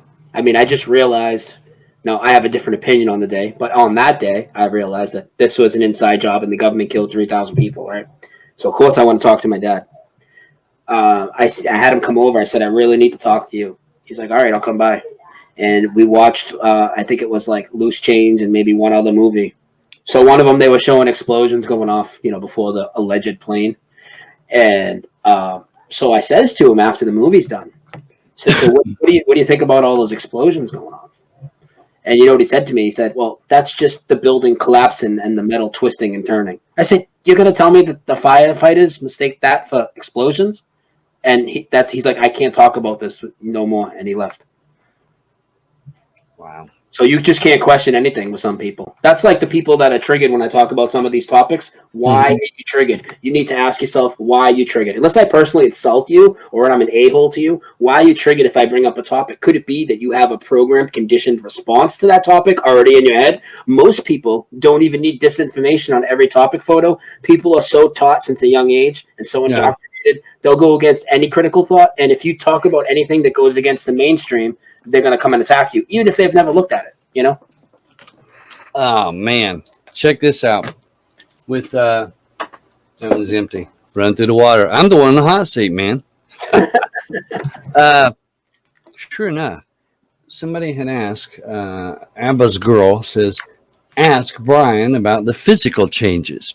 So I don't know if we're talking about the physical as the anatomy or we're talking about continence. I know that rap song that I took a clip out of, I believe it was that one. It might have been the one before that or after that.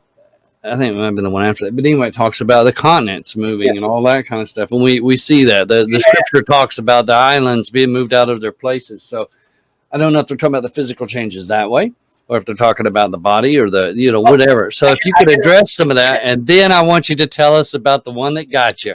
All right. Well, to address that, since I don't know if she's talking the body or the geography, it's perfect together because the anatomy changes and geography moving.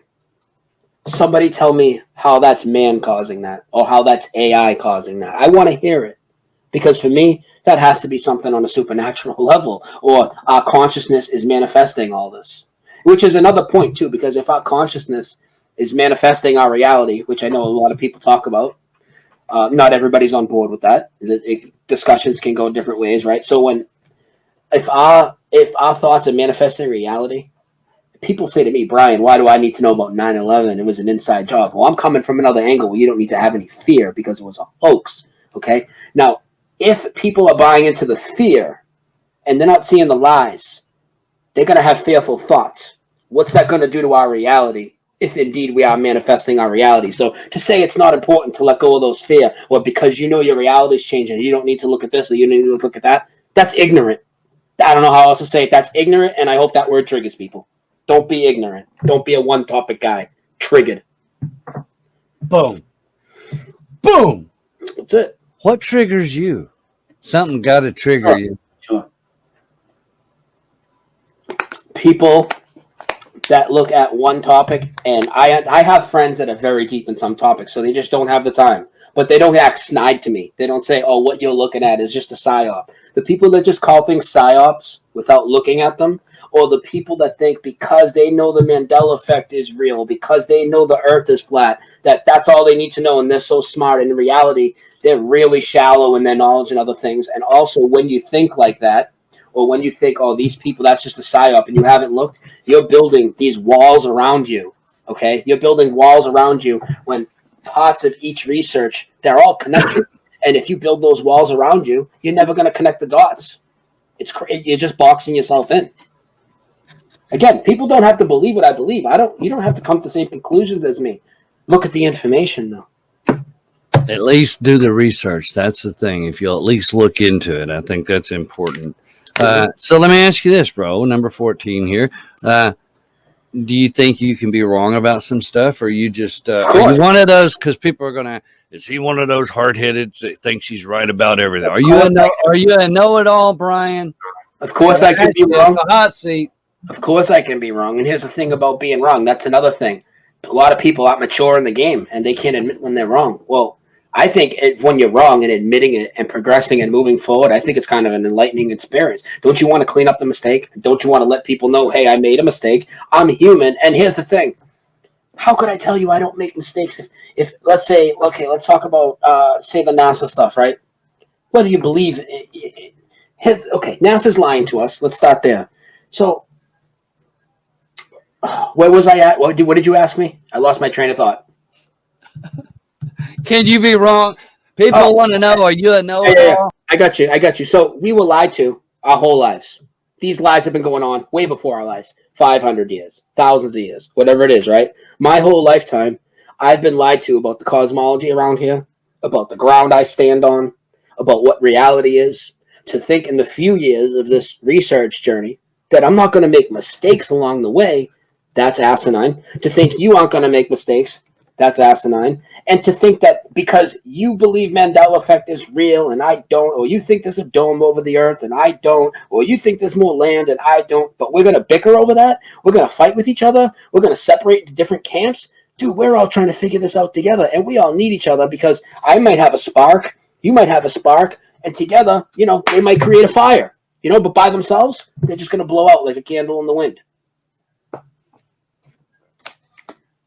Okay, so tell me something.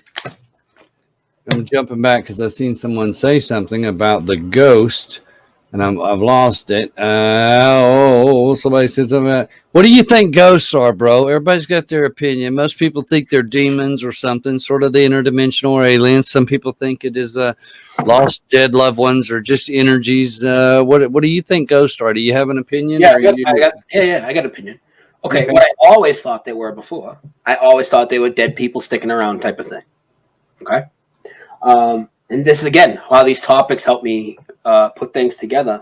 Realizing that space is a lie, and there are no aliens from other planets, then you come into the realization that there's demons in this world. Or maybe everybody doesn't, but I'm at that point now. I'm also at the point where, besides the whole alien agenda being an anti-God thing and space lies and maybe faking an Operation Bluebeam type of thing in the future, what if the whole alien agenda is because they knew that these demons were going to present themselves more or be noticed more as the veil thinned or as we come through these times, and so they want everybody to write it off as ghosts. So right now, knowing that, what the ghosts were in my house, I'm not sure if they're demons or if they were what I used to think they were. I'm leaning more towards demons now. But that idea of demons has only been introduced to me in the last, so long. So right. I am leaning that way now with that. And I do believe demons absolutely exist. As far as if they were was haunting my house, I'm leaning that way, but I'm not sure yet. Okay. Yeah, I know they exist. That's 100%. I'm Yeah. firsthand. Okay, so Rick M says all these truths are connected, and that connection leads to Christ. I'll have to agree with that once you get to that point, maybe. Rocco Donato says we are not manifesting doo-doo. Interesting. Reality. Here we go. Reality Dose says, Brian, do you think that the heart used to be in the middle and now it is back in the middle from the left? I'm asking because of the Jesus picture they show in the pagan churches. So a lot of the different, I think probably you're talking about some of the Catholic where they've got the picture, of the heart with a crown around it and a cross on top of it, that kind of thing. Where is it? A sign of benediction. The heart is now in the middle. Okay. But most people in the Mandela, remember when you put your hand on your left side when you were doing a pledge? Remember, even if you've done any gun practice, the target used to be on the left side. And also, there's a lot of residue. Like, for instance, the movie Pulp Fiction. Do you remember when they stick the needle with the adrenaline? He actually takes a marker and draws it off to the left side. That's and then right. Her with it because that's where the heart is, and they have to pump her heart back with blood. There's old Western movies where a trick they used to use would be they have a cigarette tin in their pocket where their heart was, and the bullets would hit it, and that would protect them from dying. None of that makes sense now. Do you remember the old Clint Eastwood movie where he had the medal and it's 222? The guy's shooting at him. He's got the piece of stove or whatever it was in the cast iron. So he's got that when he throws that poncho back. I just like that. I can't do the whistle. My mouth's dry. So we're moving right down into question 16, 17. Let me ask you something, Brian. Yeah. I talk to different people about things, about death and that kind of deal. How do you feel about death? I mean, a lot of us agree that this body, this flesh is really, some of us call it meat suit. It goes back to the dust of the earth, but that we're spirits inside our bodies or that soul, that spirit that goes back to him that gave it is who we really are. What is your thoughts, or at least at this point? I know you said you haven't done a lot of studies into different scriptures or texts, but from your perspective, as it is right now, what do you think, from your opinion, where you're at in your walk, in your journey? Do you think that there is an eternal spirit, the afterlife? Do you think that this body is all there is? I mean, if this is all there is, why do you do what you do, right? I mean, what do you think? Address the afterlife or death. I can give you my whole opinion on it. I think, I'll lay it all out. I think that this experience here, we're on God's earth. This thing we're going through, this experience, I look at it almost like God's choose your own adventure book. So people like us that can make cognitive decisions and can think for ourselves, we make choices along the way that take us on different paths. These zombies, NPCs, whatever you want to call them, they just go with the flow. I also feel at the same time that this is God's earth. This physical deception is placed upon it. So we have the fake space, the fake money, the fake schools, right? The fake politics, the fake media. Like, where does the fakeness stop? How much fake stuff is here? It's almost all fake. Okay, I'm not saying everything's fake, but a lot of what we think is our reality is fake. I do not, as far as death, I don't even believe in death really, because our meat suit will die, but I'm eternal. My spirit is eternal. We're going on this journey that I talk about is increasing. The maybe the gap is closing from when it's going to end at this phase of the journey. I think those of us that are ready spiritually to recognize, first we have to recognize the matrix that we're in. Okay, now, if you're still buying into the fear, if you're still buying into the anti-God agenda of NASA, you're not fully ready. And of course, there's the Mandela effect, and there's other topics too. But whatever it is, when we're spiritually ready to step out of here, I don't know what the next step is, but I feel there's a next step, a next level for all of us. And I feel that the people that do not open their eyes to these types of things going on, I don't think they're, cursed to anything. I think they're going to repeat here, though. I do. And I know other people think they're going to hell. Other people think whatever they think. I think those people are going to have to play the game again, if you will, until they get it right, until they're ready because this is a test. This is a test, basically. And until they're ready, they won't leave. But eventually, they will leave. That's what I think. Can I prove any of that? No, it's just what I feel. Well, and I tell people because people say, "Well, why do you think there's a God, or why do you believe that, or this?" And a lot of people are bent on the whole concept. You're believing what somebody's taught you or told you. And Einstein always said that the best proof is experience, and that's what I try and tell people. It's because of the experiences I've had that I know that there's a God. It's not about believing in him. It's about knowing he's real. And the same with his son. I know for physical fact. I know that. And so that's why I am the way I am and why I believe the way I do. And my hope is that I will be pleasing enough to our Creator to make it home, to do the right things, right? Mm-hmm. So listen, I want to move forward. I got to ask you this at least once somewhere in here, because I always ask every guest somewhere along the line about the synchronicity of numbers. Now, I know 9/11, just passing here, has been an issue for a lot of people with the 91119. And so we had those doors. A lot of times you get those dates, it's forward and backward same way. A lot of people talking about 1111. A lot of people talking about 444, 777. Threes are a big number. Like Awakened Saint, he talks about 333s a lot. That's a big one for him. Jay Chris is big on the fours. And what do you have any concept of those numbers? Is numerology something you've looked into yet, or is it any of that at all? Anything to you? Do you see numbers or have synchronicities, or is there lucky seven or any of that? No, I have synchronicities, but nothing to do with the time numbers like people talk about a lot. It's not something that really affects me, and I never really got into numerology and stuff. Okay. Just not something that's interested me, and for different reasons, So never a lucky number or a favorite number or anything like that? Oh, I mean, I have a favorite number 12. But number 12, okay. Do you know 12 means completion? No. And it's the number of government. Perfect government. Yeah, and it's the number of steps in the AA program. That's good. 12 disciples, 12 steps in the AA. Yeah. Hello, I'm Brian. That's awesome. Voynich says demons or cowards. And Purid, here, I want you to say that name. What does that name say? Oh, God. I don't know how to say his name. Pyridoxine? Pyridoxine oxide, I guess.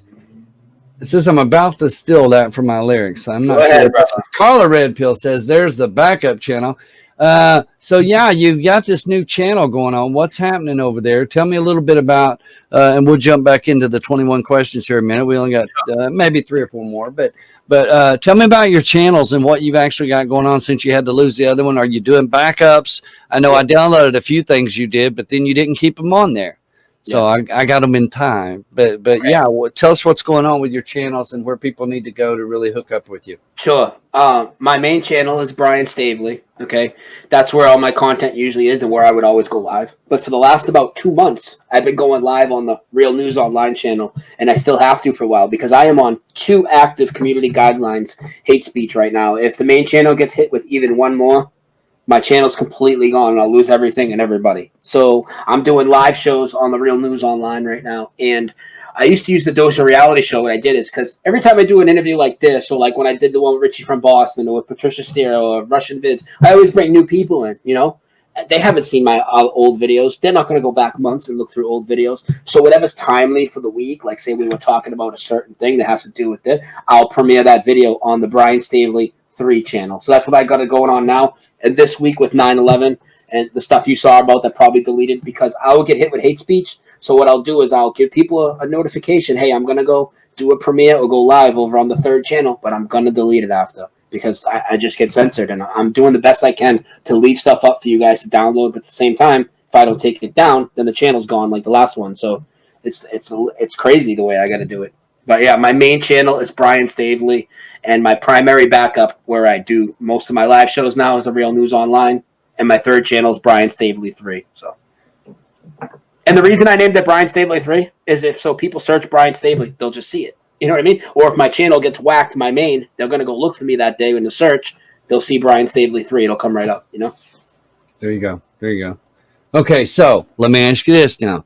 If people want to like really communicate with you, not just tune into your channels, but if they want to like drop you an email, or do you have a separate website, things like that where they can go, or do you have items people if they want to support you somehow or follow you on that, you know, with, I don't know if you got shirts and cups and any of that kind of stuff that a lot of people are doing. Can you tell us where people can get a hold of you if they really want to talk to you? Yeah. Or communicate with you? If people want to get a hold of me, they can email me, ricefoot@gmail.com, or they can Facebook me. And just go to my channel and all of my other links, besides the 3 channel links that Photo left here, all my contacts, email, Twitter, Facebook, it's all linked beneath every video. So it's nice and easy to find. Yeah, I mean, that'd be the easiest way to get in touch with me. Okay, if somebody will post that in there, his email. Oh, you talked about cups and shirts and all that. People keep telling me to do it. I haven't done that. Okay. I wouldn't mind having Dose of Reality shirts for people just because they like to wear them, and I'd like to wear them. I'm actually my friend owns the company that made this T-shirt. They're super comfortable, and they're all truther shirts with a good message. So if I could get him to print them up, and then I could just have people order them from him if they want. I only paid $20-something for this, and it's so comfortable. It's not like they're expensive. So that's cool. Yeah. But I don't monetize or anything like that. I mean, I do have a thing if people want to put money in, but I've never used it. Yeah, I don't monetize. I don't sell anything either. I figure if I put a shirt out there with Photohelix, I would just give somebody something to burn. Might stop them from burning a flag. I don't. That's bad. Okay, so let's see. Let me run down through here. I'm trying to grab to see if there's any other questions from the chat room before I start asking you some of these last ones. I'll go ahead and ask you while I'm looking down through there. Brian, you're not a married man. Have you ever been married? Is there a special someone in your life? And what's his name? No special someone in my life. Never been married. I'm not that stupid to do that and fall for that trap. Because honestly, for me, I'll give my opinion. That might trigger people too. Why did I say that? Because you're going to love somebody more if you put a ring on their finger. No, and it's just going to create more problems for you if you ever have to split from that person, and you're going to spend a bunch of money on material things like a wedding and a ring. I'm good. But no, I've been single for like a decade, bro. So now, do you want to be, or is it just something you don't have time for a relationship? Just haven't met the right person, not looking? Tell me more about that a little bit. Why are you single? Because I've been cheated on every time. The last, my kid's mother cheated on me with a guy that was in his 30s when she was like 17. When I got older, the girl that I moved in when I was about 30 years old, she cheated on me with her mother's boyfriend. So I was done with it after that. I don't want to be with somebody if they're going to do that. And now, like I talk about social situations and fake conversations I don't want to have. I mean, unless it's, I would love now because wouldn't mind having a companion, but they'd have to be somebody that's totally awake and open to things, somebody I can converse with, not just somebody that's pretty or looks nice when we go out or is good in bed. There's more than that. I want to have conversation and somebody that loves me like that, you know? I don't know if I'm ever going to find that. So I'm not looking for it. If it happens, it happens. I'll be very careful about letting it happen. But if I do find the right person, sure, that'd be great. But it hasn't happened. I'm trying to scroll back up through there. Evidently, posted on there, Northwest or Backwoods Northwest. It says, darn, missed my question just like last time. So I'm trying to see what that was. A Theory of Nothing was one of them that had called in. I'll go ahead and ask you that question.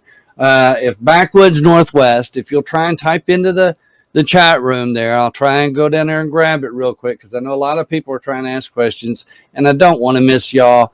But I do want to go ahead and click this one up there. If you'll read that for us, Brian, and answer that. It's a simple answer. And then I'm going to go down there and see if I can catch Northwest or Backwoods Northwest and see what that. Oh, no, Theory, it's nothing. I have not been in the torch, but I have spoken to people who have. In fact, True Seeker 69's in the chat right now. Her mother's been there. She's called into the show, actually, her mom, while she was on with me. And many other people have reached out to me that have been to the torch. But no, I have not been to the torch. I've never been to the Statue of Liberty. I went to New York City once or twice. And that was like, when I was in my 20s, partying up and all that for New Year's Eve. We didn't go anywhere near the Statue of Liberty or even see it. We were in Times Square. Cool. Okay, Carla Red Pill says some of us are in relationships. Some of us in relationships are still alone. And Carl is a friend of mine. Obviously, we talk, and her situation, I couldn't do it. That's what I'm saying. I can't do that. I'm not going to be with somebody that's asleep and then just, hey, you're just going to have to deal with it. They're awake. I mean, they're asleep. You're awake. No, I need to be with somebody that's totally awake, totally aware, ready to talk about this stuff, ready to go through this journey with me. Otherwise, I don't want this house like this. And no, I'm not doing that. Rock and Robin says your companion will come when you least expect it, and she will be awake. Don't look; she will find you. That's always a good thing to hope for, right? Let's see. I'm looking to see if Backwoods Northwest had reposted a question in there. I'm trying to do it because I told him I'd stick it out there for him. Okay, so you're not married. You're not attached, but it's not because you don't want to be necessarily at this point. I mean, not to the people you've been with, but I mean, if the right woman come along, you are open to that, correct? Yes. I'd actually would like that, but I don't think that right woman is going to come along. I mean, look what okay, ladies, you heard it right here. If you're single, it's now Photohelix dating line. Drop email and send him a picture, a nice one, and make sure you're living in his area because he's not leaving town. He's stuck in Centralville. If I found the right woman, I would want to leave town. I would move the hell out of here just to get a whole new, fresh everything. Casey says it's the Love Connection hot seat. Right there you go, folks. And got LOLs all the way down. So here we are. Can we do this like what's that show that used to be where you had the three guys around the corner and the girl would ask the questions? A blind date or something? Yeah, the blind date kind of thing, and they would pick. I don't remember exactly. It might have been that blind date, but that's what they would do. They would ask questions, and how depending on how you. What's your idea of a romantic evening, Bachelor number one? Oh, that's awesome, brother. Okay, so listen, I gotta go here and talk to you about this. The biggest change for you, the biggest thing that really knocked your socks off, is because you brought this to my attention. You brought this to Richie from Boston's attention. I think you brought this to attention of most of the people in the Mandela world. How you stumbled across it, I want to know. Black Tom, the largest brother. Tell me how you found it and how you come to know, because it's a crazy story. You got the screen, brother. It's yours. I know I talk about it a lot, and I've probably helped spearhead it a lot to a lot of people. I'm not the one that found it. I'll tell you, the Tower 7 one I talked about recently, I found that on my own. I just happened to come across it. But the Black Tom one, somebody had already talked about it in the community, or maybe there was a post somewhere about this being a Mandela effect. But when I came across it, the reason it resonated with me so hard is... See, now, everybody in the community probably knows now, but for the people that didn't, there are people that don't know in the chat exactly what is Black Tom. Well, here's the thing.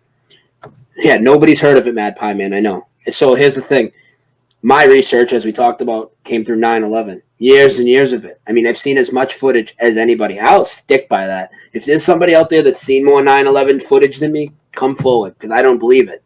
So all the stuff I've looked at, all the documentaries and everything, all the newscasts, there was always, there were many narratives, but there was one narrative that was always said, and that was Pearl Harbor was the first foreign attack on U.S. soil, and 9/11 was the second. Now, that doesn't hold up, because now, in 1916, 2 German spies snuck in through New Jersey, blew off 100,000 pounds of TNT. It caused what would have been $500 million in damage today, injured 120 people, killed 5, picked the baby up out of her bed, threw it in the river, whatever that is, and it damaged the torch on the Statue of Liberty so bad that nobody's ever been there. But I've spoken to people that have been there, and to think that I wouldn't have heard of this, not even just me, Photo, to think you wouldn't have heard of this, to think the 270 people in the chat wouldn't have heard about this in school, on the news after 9/11. I mean, we're talking about the Statue of Liberty and a terrorist attack, and it's not mentioned on 9/11 in New York? Because it didn't happen in our timeline. That's right. That's my biggest one. And there's so many changes with the Statue of Liberty, as we know. It just goes on and on. So the Statue of Liberty, Black Tom, that's my number one. And yeah, that one really got me a lot. I've done 3 videos on it. I did one like 2 weeks ago, a pretty good new in-depth one, because there's a whole. Here's the thing with it too. I've done 3 videos on it. Every time I do a video on it, Photo, there's more videos for it that have already been out for years. They weren't there before. Right. Where's that stuff coming from? There was 2 videos the first time. When I did a video a couple of weeks ago, there were about 8 videos addressing Black Tom, and some of them were backdated, and some of them were from big sources that I absolutely would have found, but they weren't there. Now they are. So that's the biggest one for me, because of where my journey took me and what resonates with me. And I know, and I've asked everybody, including people in the 9/11 community that I did research with, including just everybody on Facebook or Twitter or wherever. Not one person has told me that they know what Black Tom is. And when I say, what do you think about Black Tom? They usually say, who the hell is he? It's not even a he, but you would think so by the name, you know? Well, with 9/11 being what it was, and it being such a big event, okay, that would have been like number one headline kind of stuff that was never spoken of about this large attack. Well, they talked about Pearl Harbor. Mm-hmm. This is the largest attack since Pearl Harbor. We've never been attacked on the U.S. soil. That's what we've always learned. Mm-hmm. Then this effect comes out, and all of a sudden you're hearing, well, you know, in World War II, we had maybe a drop of a weather balloon from China or Japan or wherever. Japan, yeah. And so that's something that could slip through the cracks or under the radar. Not everybody might cram that on him. But Black Tom, that event, the size and scale, and the fact that it was a terrorist attack. And that it was the Statue of Liberty, symbol of freedom. And then number one, it's crazy. It's crazy. Yeah, and it's never mentioned. And that's not the only one. Then there's more events. I mean, Torpedo Alley. 5,000 dead off the coast of North Carolina. 500 ships sunk, and only 9 German or 6 German submarines sunk. We got our asses handed to us, basically. Unreal. It's unreal. And then on top of that whole thing, we know with Mandela effect, the beginner stuff, right? Berenstein, Sinbad, Shazam. Well, the hero of this alleged Torpedo Alley now is some dog named Sinbad that they put on tour, and he's doing interviews and all this crazy photo op stuff. And I know they like to use names over and over, right?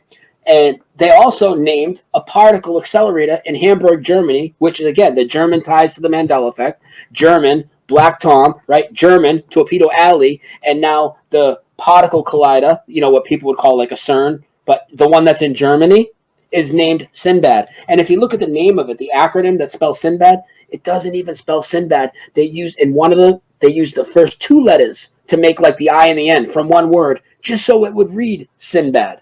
Like, it's, you know, it's there's a lot of misdirection, I believe, that goes on with the spiritual awakening. They're trying to cause confusion. They're trying to send us down rabbit trails, anything they can to make us not realize it's something supernatural. That's how I feel. Matthew Blackman says, been in the crown and the torch is now blocked off. I remember in the 80s and replaced the interior, Yes. supports of the Lady Liberty. Is that still part of history? I'm not quite sure on that. Yes. I'm not sure. I am not sure if the interior supports were exactly what was fixed, but the renovations that went on in the 80s still apply. Also, there's another change too, because I remember the torch being that greenish, tarnished color. Yeah, now it's all gold. Now it's all gold. And now it's been all gold since 1986, since those renovations. No way. Since I've been 9 years old, that's been all gold. No way, bro. No way. Not for me. It looks so odd. Do you remember, I think Awakened Saint did a thing on it. Him or Paul Adams, I think Awakened Saint, they may have both done it. A lot of people probably. I don't want to leave anybody out. But ultimately, the magician that was David Copperfield made the statue disappear. Yeah. Yeah, he did it by putting people on a rotating platform. Yeah, exactly. He turned it slowly to do the magic. But he did go up. The helicopters were there, and he came out in the torch. He was up there walking around. That's still on television. So there is accessible. I mean, that's how they put the lights and everything else up there, I guess, right? Yep. Crazy stuff, man. Okay, so Sinbad, EM73 says, ha ha ha, Sinbad. Shazam. Did you see that movie?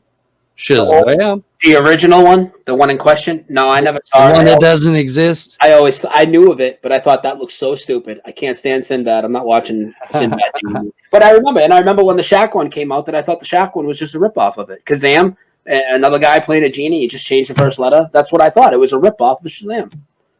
But now Shazam never existed. And the funny thing is, I mean, you've seen Sinbad. He's mad triggered. I mean, he's bad. on the offensive against us, and he's like the Joe Rogan of the Mandela effect, in my opinion. Okay, so let me throw this at you. It's question 20. We're down the last couple. I'm looking at time, making sure we're good. We're good. You're used to doing a 4-hour show, so this is just like a breath for you. When we look at Scripture over in Daniel 7:25, and it talks about the changing of times and laws and how those will be given into his hand. Talking about the Antichrist, they'll be given into his hand for a time, times, and the dividing of time. Okay, and we're told throughout Scripture that the devil or Satan and his Antichrist is going to be given all power to do all these lying signs and wonders, and all power given to that supernatural being. We're talking somebody that can deceive a third of the angels of heaven. He's definitely going to be able to knock out and deceive the whole world of man. But this division that's talked about, the dividing of time itself, that's a big subject in the Mandela effect world, because we're seeing two seemingly timelines, one where we remember people dead and one where we're seeing them alive now. And those of us that have the eyes to see or ears to hear, those memories that we have, we're able to see what's now, but remember what was. Jiffy peanut butter. Depends with an S. I have a theory on why that is. That's what I was going to ask you to touch on. The split time, according to that. Go ahead. Oh, wrong guy. Hold on. I knocked you out. Start over. I think that the effect is not of evil. I think it's our consciousness, possibly signs from the creator. But then, as far as the evil side involved in it and confusion, I do believe that now that there is that. What I believe that is I believe that the backstories, the updates that people take to say, oh, it's always been that way, and they start reciting Wikipedia in front of you without even reading it. I think that's coming from the bad side. I think that's there too, because we're going to, I'm noticing this change, this Mandela effect, right? Well, here comes this backstory to make me go, oh, no, it's always been that way. There is no spiritual side. I think that's kind of like the evil side's way of keeping us trapped in the physical realm by trying to confuse us out of realizing the changes. Now, as far as why we see it and some don't, I like to picture it this way. So picture we're all on this frequency of vibration together. Just kind of picture it in your head, kind of swirling around us or whatever, right? And then we'll call it the update network, the disinfo network, right? That's another frequency. And I think that we can perceive both, but we are well enough in our process to say, no, I know it hasn't always been that way. This backstory is ridiculous. But these other people, they just take it all in. That's how I kind of think it's working. Cool. So let me ask you something, bro. If this is all done, we get to the end of this, as far as this urgency we talked about earlier about wanting to spread everything, and we get to that point where, say they do censor it, whether it's a war, whether it's a storm, whatever the case may be. Your dogs are like loud. That is yours. Is that yours? Yeah. I had headphones. It's like, wow. Okay. No, you're fine. At first I thought maybe it was mine. But sure enough, if we come to this end, okay, and I'm not talking about our death necessarily. I'm just talking about this platform where we're out here. Just like maybe they close the rest of your channels, all of our channels for that matter. Anybody speaking truth or speaking against the mainstream, if you will. Mm-hmm. Where do you go from there? What is your plan, your idea? I mean, say they come in tomorrow and just shut us all off for speaking truth. They close it down, and then our outlet is gone. There's no more platform. Do you have a backup plan? I do. I have my website. My website's always there. I was actually going to stop migrating some shows here and there to it to get people used to it. I should probably do that this week, do a show or two over there. My website is the same as my backup channel. It's the Real News Online, but it's the realnewsonline.com. So if I ever go down, if my channels are gone and you can't find me, please just go to my website and I'll at least have a message there. Hey, meet me here and we'll figure out the plan. That's the realnewsonline.com. Now, if they wipe out the whole internet, I mean, that's another question. I don't think that's happening. If they did, hopefully we're at that spiritual level to communicate where we don't need the internet anymore. Because I think that's coming. I think we have a lot of senses that are yet to be unlocked that they've been hiding the whole time, you know? I do. I really think that. I mean, we know that they're holding us down about our potential. They're lying to us about what we can really achieve. I think we have more abilities. Right. Not to say me and you are Superman or anything. I'm just saying, you know, we know this physical reality isn't what we're told. We're told all these limitations by the people that are our controllers. It would be very advantageous of them to keep us limited on our knowledge about what we know about our potential, right? It's a fact. RFB says, and I don't know if he's talking about you or talking about me. I don't know. Says, Kid's got a series for radio. So here's the thing, bro. If they do shut it all down, if it comes to war, or if it comes to, like you said, pick a reason, EMP, war attack, censorship, whatever the case, and it comes down to this point where they want to issue this thing they've got over there doing in Sweden, I believe it is, or Sweden, I believe, where they're using an implantable chip for their national ID.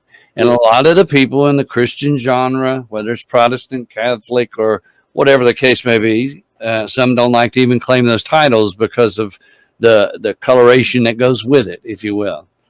But they think it's the mark of the beast. That is, this is the thing that you know what? Control. You already got the mark of the beast. You already got the chip. You won't leave home without it. What do you mean? The phone.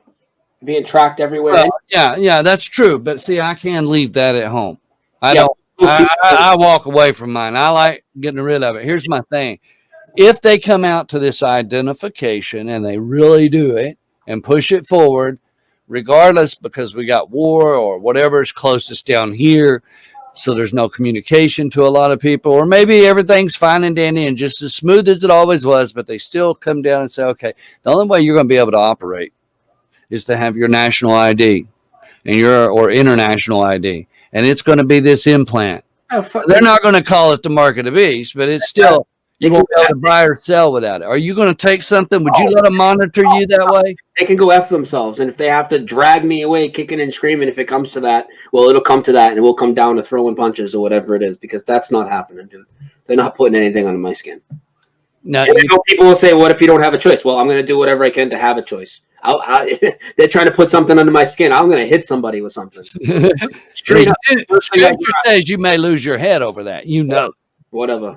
Because they're going to call you if you don't take the system or you're denying that thing. Well, you ain't going to be able to buy or sell without it. But they're also going to say that you're a terrorist, like they already are. We told people they were.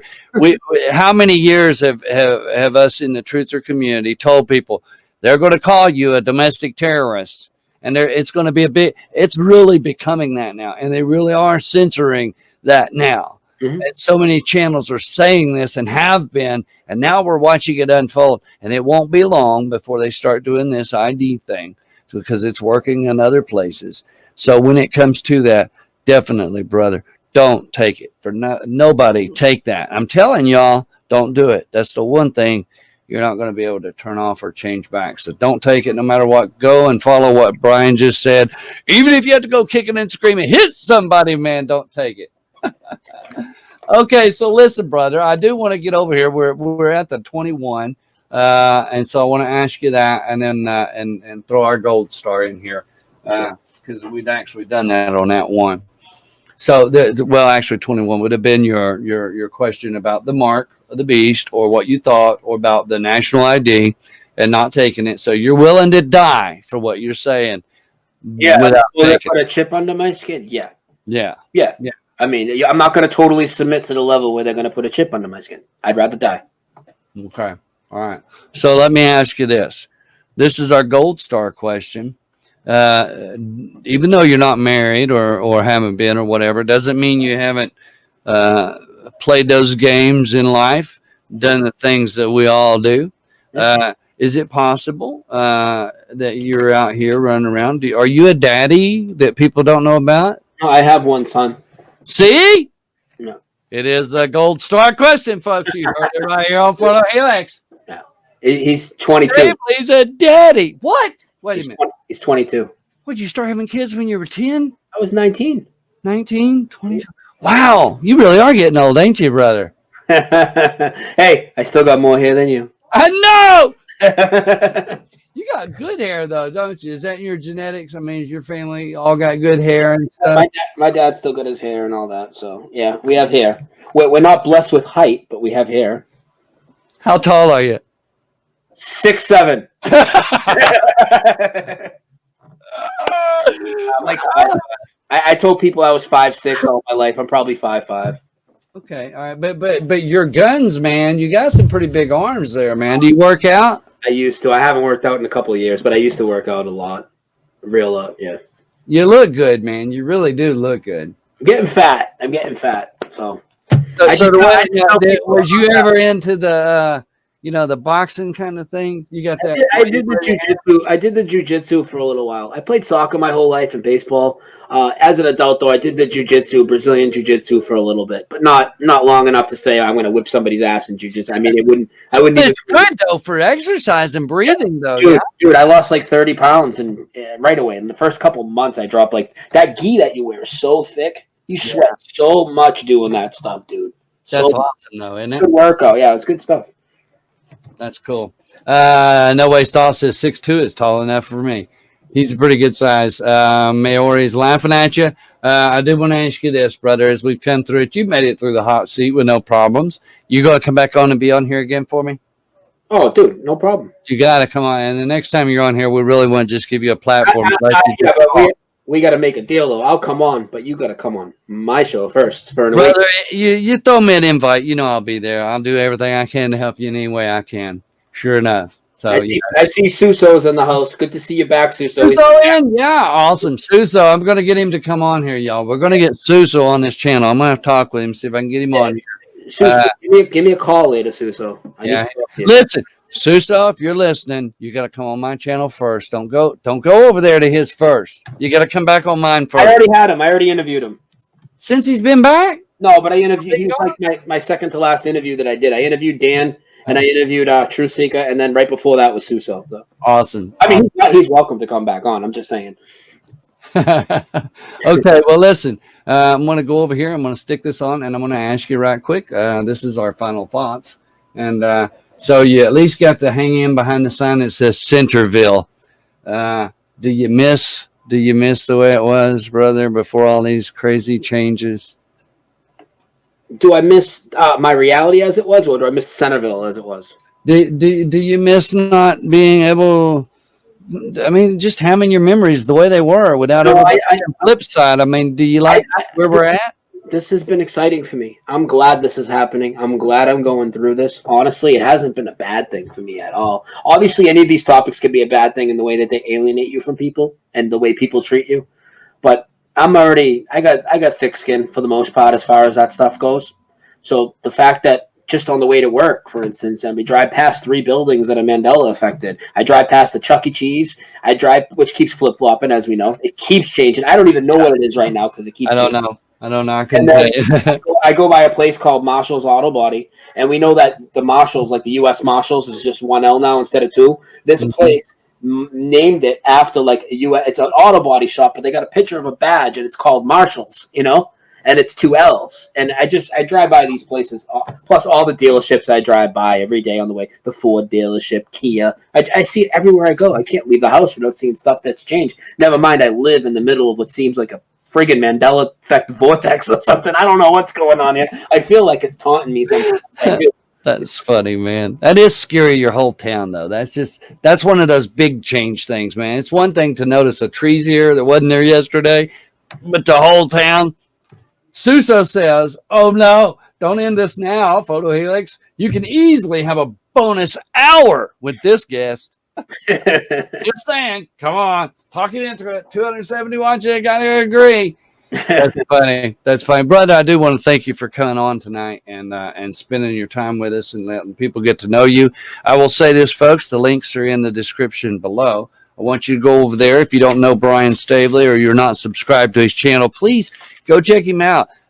He does some videos that are like 3 and 4 hours long, so you may have to take it in doses with popcorn. Some of them are really, it's the kind of stuff that he's got the topic so that you can do in-depth research and listen to a lot of conversation about specific topics, whether it's the flat earth and NASA, or whether it's about the 9/11 events or certain Mandela effects, even that you can have one topic delving on one area. Video today, and it's only up on the Real News Online. It's not going to be on my main because I will probably get a strike for it. But I made a and most people in the truth community obviously know Alex Jones is a fraud, but there's a lot of people that don't. So I've done videos on Rogan lately, Brian Cox, Elon Musk, Chris Hadfield. I finally did the Alex Jones one today, and even people that are like me that have been in this for 10 years and have known he's a fraud for 10 years, go check out the video, because first of all, you're going to see some good stuff really exposing what an agent provocateur is, and you're going to have some laughs. I try and have laughs. I get serious, I get passionate, I get loud, I get funny too. I like to joke around with people. I like to have laughs, and people need to have thick skin and take a joke around my channel. And also the other thing too, my channel's like yours. It's like a lot of people's that we go to. Like, I don't hang out in the chats with people or a-holes, hey, I'm doing good not swearing on your show, ain't I? You've done fantastic, man. I said I'm proud of you, Brian. I'm not kidding you, brother. Wow, yeah, that's awesome, y'all. We don't need the negativity. If you're going to come to my channel, I have people that believe in a flat earth or don't, believe in a globe or don't, believe in Mandela or don't, believe my theories on 9/11 or think I'm crazy, right? But everybody's respectful. And if you're not respectful to the people that have different beliefs than you, then we'll get rid of you. We don't need you. We don't need that energy around, because we're all brothers and sisters, bro. We're all on this journey together. We're all at different phases. We're looking at different things, but we all need to stick together, put the pieces together, not be afraid to speculate when stated as such, because that's how we progress. We need to have those conversations, and we need to do things like this more often. And there's a lot of people in all these communities that shun away from that. Oh, you're going to do a show with Photo, he's a shill. You're going to do a show with Richie, he's a shill. You're going to do a show with Russian Vids, he's a shill. Well, what are you doing? And I'm going to tell people, just like I did on every one of those interviews, every one I've done in years before, and with this one, you tell me in this interview where Brian Stavely was stomped on and his words were mistaken and I was pushed in a different direction, or I was gatekept, or there were shill activities, because I don't see it. So until it happens, let's stop with that crap, because all you're doing is acting as a gatekeeper yourself, discouraging people from truth by doing that. That's right. That's right. Well, you and I've talked behind the scenes a few times, and I've been over there and talked to you. We've talked on the phone, actually, a few times on the call-in stuff, too. I don't think you're a shill. Everybody thinks I am, so don't worry about it. Just get in line, right? I don't care. We are out here trying to build bridges, and that's one thing I've heard Brian say more than once on his show, and when he's talking with different people and interviewing with all the different ones. It is about coming together and helping one another. If you're holier than thou and you want to point the finger or stare down your nose, throw everybody out of the boat that don't agree with you. Eventually, you're going to be in the boat by yourself. Good luck with that. I say we need to go around throwing lifesavers out and get everybody in the boat out of the water. And so let's draw together, join together, love one another, and pray for one another and lift one another. Brian, honest to goodness, bro, I am so happy that you come on the show. It's been fun. It's been exciting. I do want to make one last announcement before you go. Hang around when we hang up, okay? Stay with me just for a minute after we shut down, okay? Did you hear me? Yeah, I hear. Okay. Yeah, so don't run off just yet. Again, tomorrow night, folks, End Time 777 is going to be on here at 7 p.m. Don't forget, this coming Friday, Crow 777 is going to be in the house 7 p.m. This coming Wednesday, coming up, Jenny Perty, Wednesday at 7, End Time 777 again tomorrow night. And then Monday, this coming Monday, A Theory of Nothing. I'll try and get all that stuff posted for you. And then Truth Puzzle Life the following Monday. So if you go back and watch the beginning, I think I got all those in order. This time I just sort of run through them. I want to thank all of y'all for tuning in and spending your evening with me and Brian Stavely. Go check out all three of his channels. Again, the links are in the description. And if you're going there for the first time, hey, tell him Photohelix sent you. All right, brother. Again, I want to thank you very much for being on with me, and let's watch this out. I'll put on that new one I did. That was for you.